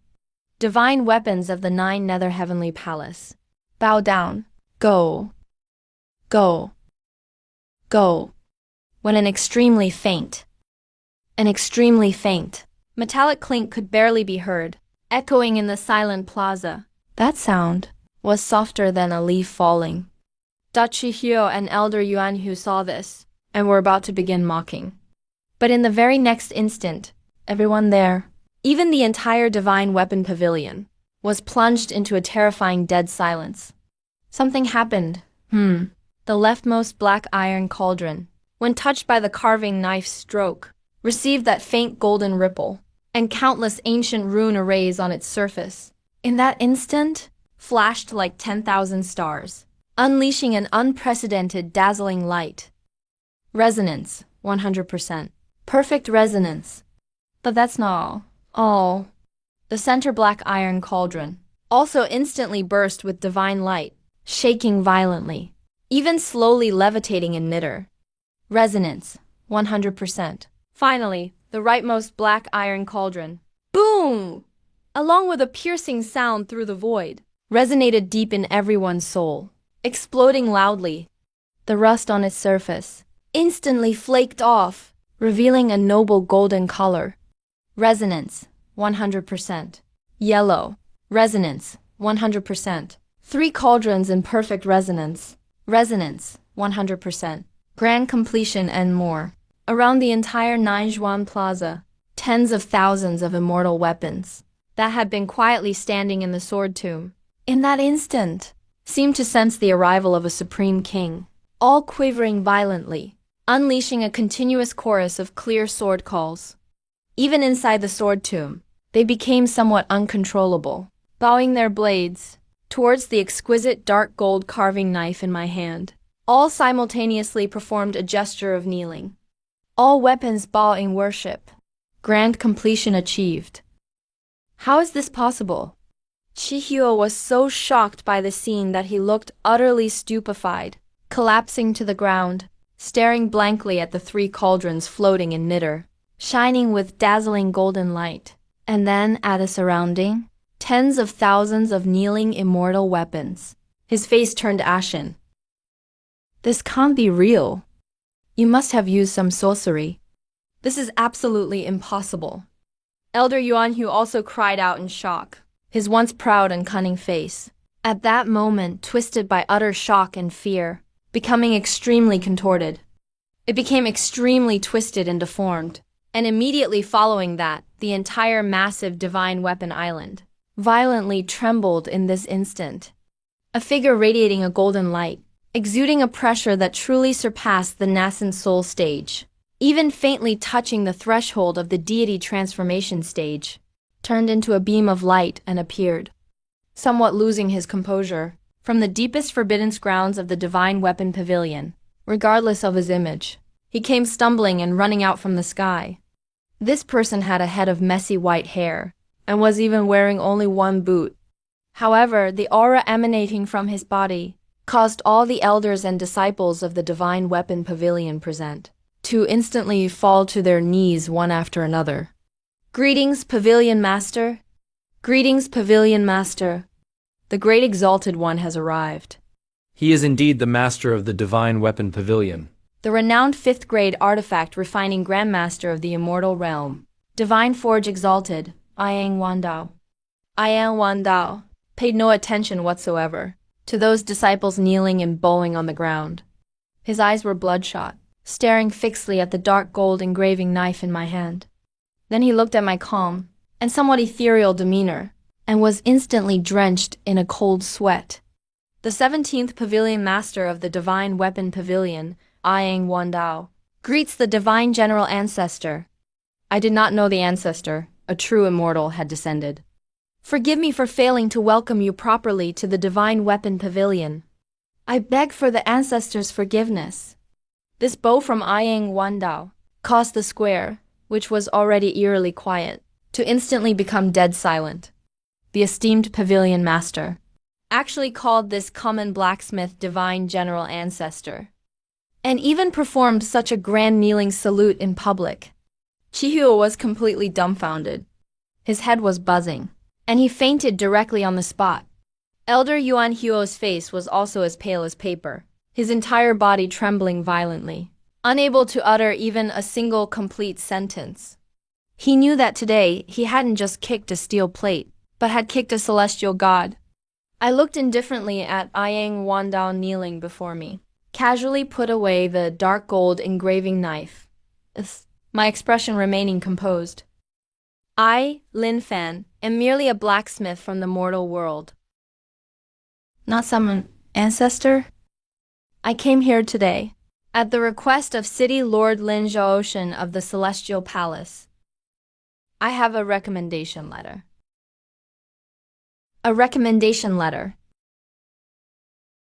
Hoping to use your pavilion's Cancun Pillars divine map. After Ayang Wandao heard this, he whipped his head around, his furious eyes staring fixedly at the side, at Elder Yuan Huo, who was already scared out of his wits.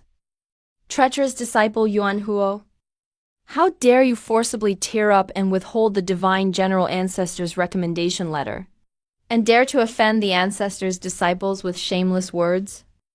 Guards! Strip Elder Yuan Huo of his position. Throw him into the abyss of the divine furnace, to reflect in solitude for 500 years, and never to be employed again.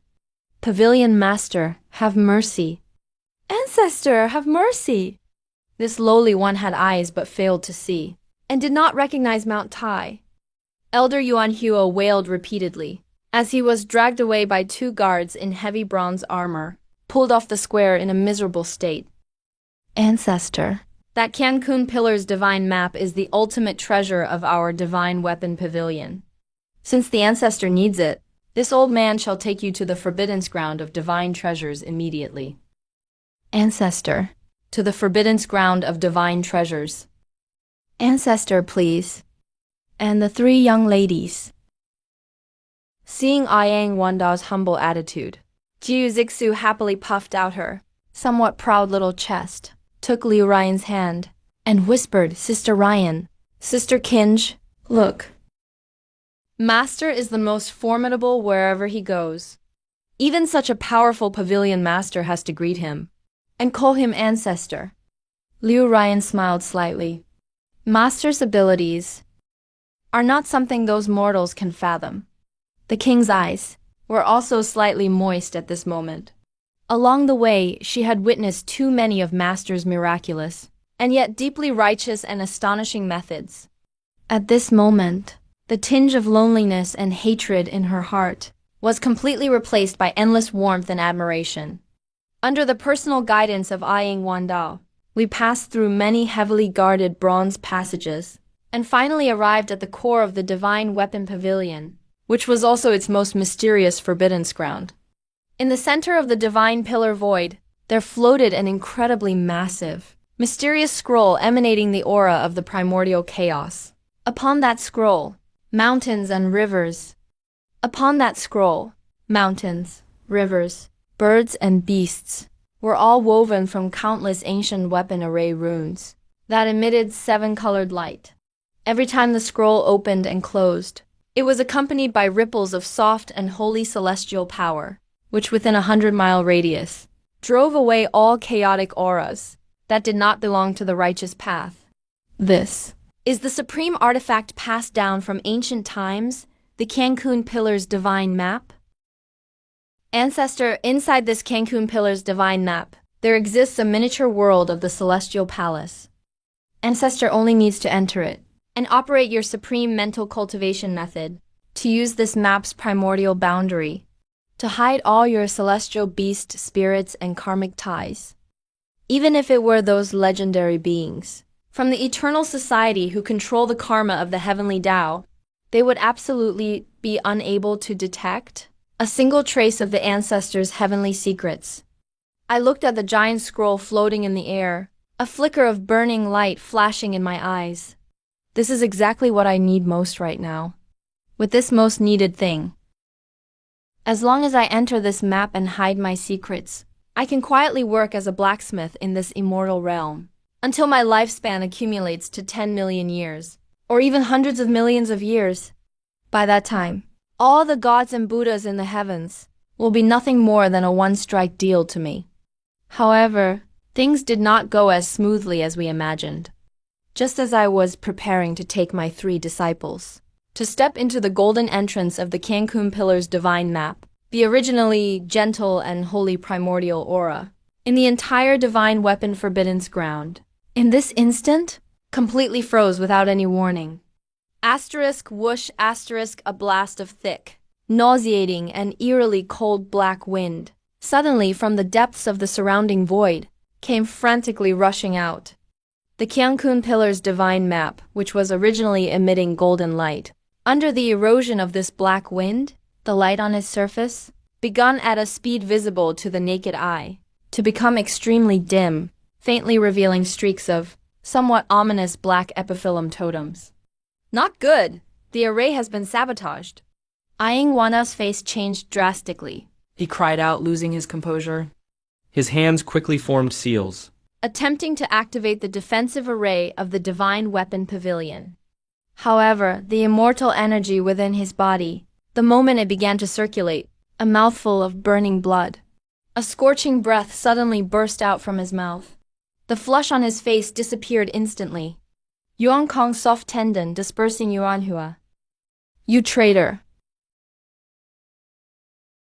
With a loud boom, the bronze gates of the Forbidden's armory were shattered by a terrifying and overwhelming force. They were smashed to pieces from the outside with brute strength.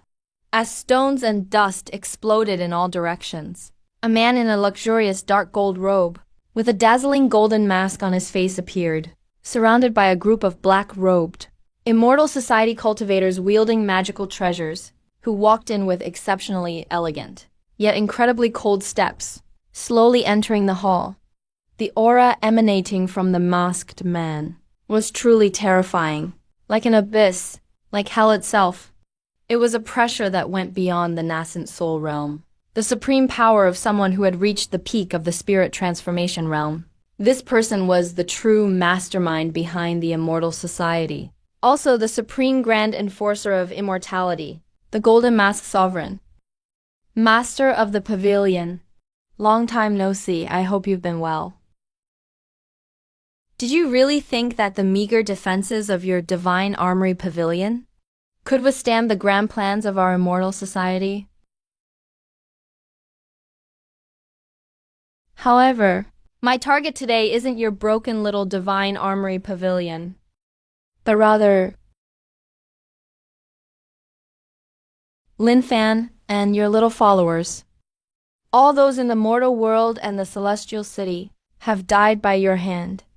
At first, I was curious, just what kind of existence could destroy so many of the furnaces I painstakingly cultivated. But I never expected that the fire of life within you would already be this astonishingly strong. A lifespan of 130,000 years. You, the betrayer of the blacksmiths, are truly... You, the betrayer of the blacksmiths, are truly the most perfect and ultimate life furnace our immortal society has found in 100,000 years. Once I sacrifice you and awaken my Lord God, the heavenly pillar of chaos, I will obtain true immortality, living as long as the heavens themselves.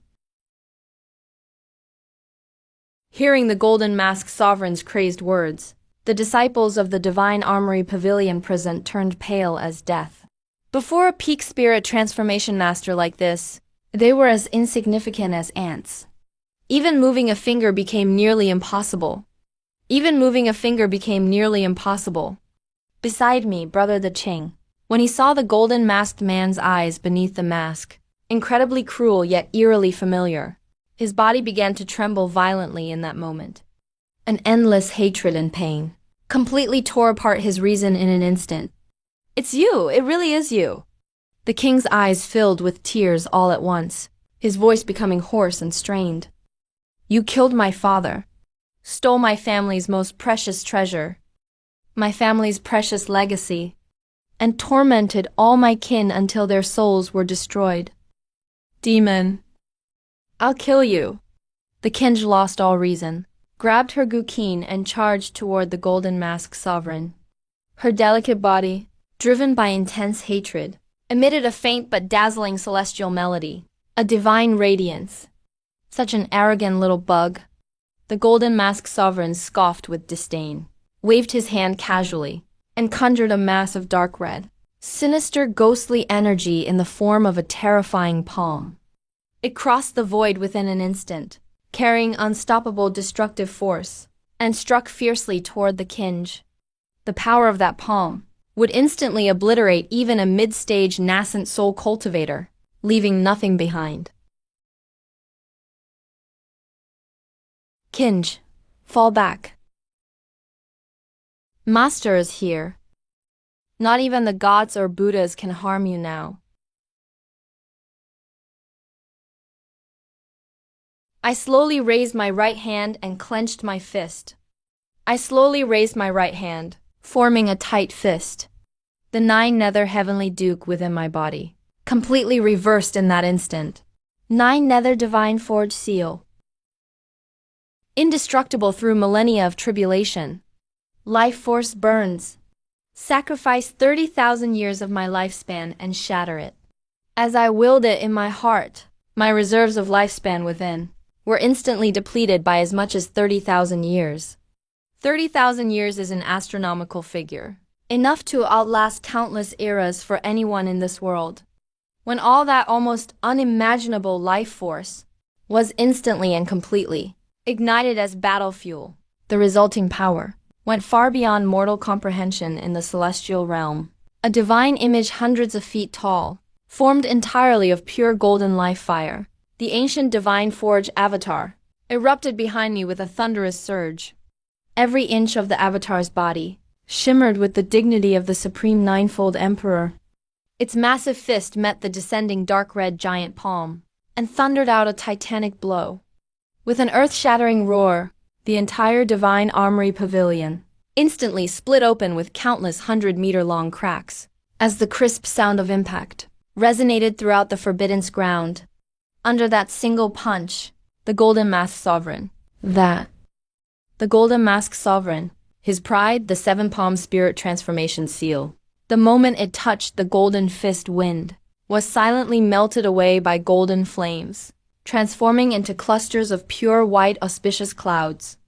This power has already surpassed spirit transformation. Impossible! You're just a blacksmith. For the first time, the golden masked sovereign beneath his mask showed utter terror and panic. He staggered back more than 10 steps, clutching his sleeves with both hands, his entire body shaking. My expression was cold and indifferent. With a single stride, I instantly landed in Nitter. Looking down from above, I stared at the grand enforcer of immortality, the golden masked sovereign. Today, I'll show you the true difference between mortals and gods. I pointed into the void at the celestial pillar, the divine earth sensing my vast source power of the 9 nether heavenly palace, let out an excited cry, like a swallow returning to its nest, and spontaneously coiled up. It transformed into an ancient divine hammer, completely purple gold and gleaming, radiating endless celestial palace energy, and fell onto my giant. In the hand of my colossal divine blessing avatar, 9 nether heavenly palace. Heaven and earth strike. take this. I destroy you without any unnecessary words. The massive 9 nether deity avatar raised the primordial divine hammer formed from the divine diagram of the pillars of heaven and earth, and swung it straight at the golden masked supreme below. With a thunderous crash, the hammer came smashing down. With this blow, the wind stopped, the thunder ceased, and the spiritual energy of heaven and earth fell into absolute silence. Only that giant purple gold divine hammer, thousands of meters long, wreathed in pure golden life flames, forcibly shattered half the void into powder. No, my lord, save me. Golden Masked Supreme let out a desperate and sharp wail. The golden knight, blooming serious mark on his body, spun wildly, trying one more time to summon the incarnation of that supreme deity. But before my heaven and earth strike fused with the immortal calamity flame, and burning for 30,000 years, the lifespan consuming heaven and earth strike, that feeble demonic flame couldn't last even an instant. As the sound of drums and bells echoed through the whole immortal realm, they rang out as one, resounded from the ruins. In ancient times, the moment the primordial divine hammer fell, all the defenses on Golden Mask Supreme's body, his dark gold robe, his golden mask, his seven-element primordial spirit, and even within his body, those vicious evil life flames, were all instantly melted away by the golden life flames. There was no bloodshed, no cruelty of execution, just endless golden divine light utterly erasing him. Under the shine of this divine light, his divine soul was stripped of all evil and impurity, and transformed anew into radiant world essence energy that filled the skies. Gentle and mild, it rained down upon this divine weapon forbidden's ground ravaged by the recent fierce battle. Those divine armory disciples whose cultivation and lifespan had been drained, some barely clinging to life, were nourished by this pure spiritual energy. Their lifespans and cultivation began to recover at a miraculous speed, even surpassing their previous condition by quite a margin. And that evildoer, who destroyed the family and slaughtered countless lives, the Immortality Society, chief refining protector, instantly turned into a sky full of golden dust, completely dissipating between heaven and earth without leaving a single trace. With the dust settled, the heavenly golden light transformed into illusory. The heavenly golden light transformed into illusory. Golden night blooming serious flowers fading into nothingness. The Qing knelt to the ground, watching the man with the golden chain turn to dust. 2 streams of clear tears slid down his face. Father, clansman. Brother Qing has finally avenged you all. He sobbed uncontrollably. But in those cries, there was no longer any resentment or struggle from before. Only endless release and relief. Zhu Zixu ran over and hugged the Qing tightly. Her large eyes were also filled with tears. Don't cry anymore. From now on, you have your master, and you have us. We are your dearest family now. Liu Ryan also sheathed the sword of creation, walked to the Qing's side, and gently patted his shoulder with a tender look. I slowly landed on the ground, my face a little pale. Inside, I still have exactly 104,512 years of remaining lifespan. Although this battle cost me greatly, the golden 9 nether furnace within me, after absorbing the immortal calamity flame, and earning complete approval from the divine diagram of pillars, after gaining full recognition from the divine diagram of pillars, has completed its ultimate final evolution. Now, every time I forge an ordinary iron sword, the lifespan I gain from it has skyrocketed to a whole month. That means I just need to quietly work as a blacksmith for a year, and my lifespan will soar into the tens of thousands of years, maybe even millions. This is true perfection immortality perfected at last. Yang Wandao, the head of the divine armory, half kneeling in the ruins, felt his immortal power slowly recovering. Thank you, Patriarch, for saving our divine armory and rescuing the sentient beings of the immortal realm.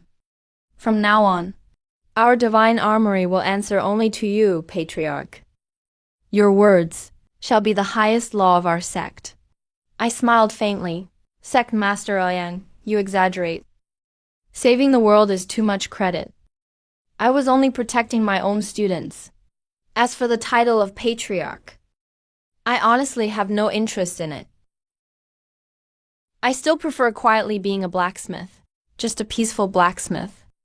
I retrieved the divine diagram of pillars and hung it back on the forbidden stone wall. With the karma tied to this diagram, hidden worlds, no one can ever deduce my fate again. As for the so-called immortal soul, after losing their chief refining protector and all elites, soon, They'll be wiped out completely by Linjia Ocean and the Divine Armory's joint assault. Utterly destroyed forever. Half a month later, on a slightly remote street in Heavenly Palace City, what was once an ordinary and poor neighborhood, a run-down blacksmith shop called Lin's Forge hung its sign once again under the morning sun. Clang, clang, clang, clang, clang. Early morning, a crisp and lovely pounding of metal echoed, as I wore a somewhat old coarse long robe, holding a heavy black iron hammer, and sweated profusely, beating metal by the glowing coals. Lifespan increased by 30 days. Lifespan increased by 30 days. In my mind, a crisp system prompt sound, like a wonderful counter, ticked up and up. Master, the water is boiling. Zuer learned to brew your favorite Junshan silver branch tea today. Come and try it. Ju Zixu wore 2 cute pigtails, carrying a pot with twin ponytails. Carrying a pot of fragrant, steaming fresh tea, her bright eyes curving into crescent moons. Ryan, your extinction sword technique today. The footwork's a little off. Sword energy needs to be restrained. Don't let the wind willow slip through. Ryan put away the sword of creation and wiped the sweat from her forehead with her sleeve. Sister Kinj, your cleansing melody's rhythm is too fast. Ryan's sword can't quite keep up. The two girls bickered playfully, laughter and cheerful voices filling the shop, spreading endless warmth everywhere. I set down my heavy hammer and took the teacup offered by Jiu Zixu, taking a gentle sip. A breeze brushed my face, the scent of peaches filling the air. This is the life of me, Lin Fan. I have endless years ahead, and talent famed throughout the immortal realm. But at heart, I'm just a blacksmith, surrounded by the crisp and warm sound of metal clanging, with the company of my 3 beautiful, gentle and kind female disciples. I will quietly thrive in this mortal immortal realm, living immortal and unhurried, until the end of time, eternally everlasting.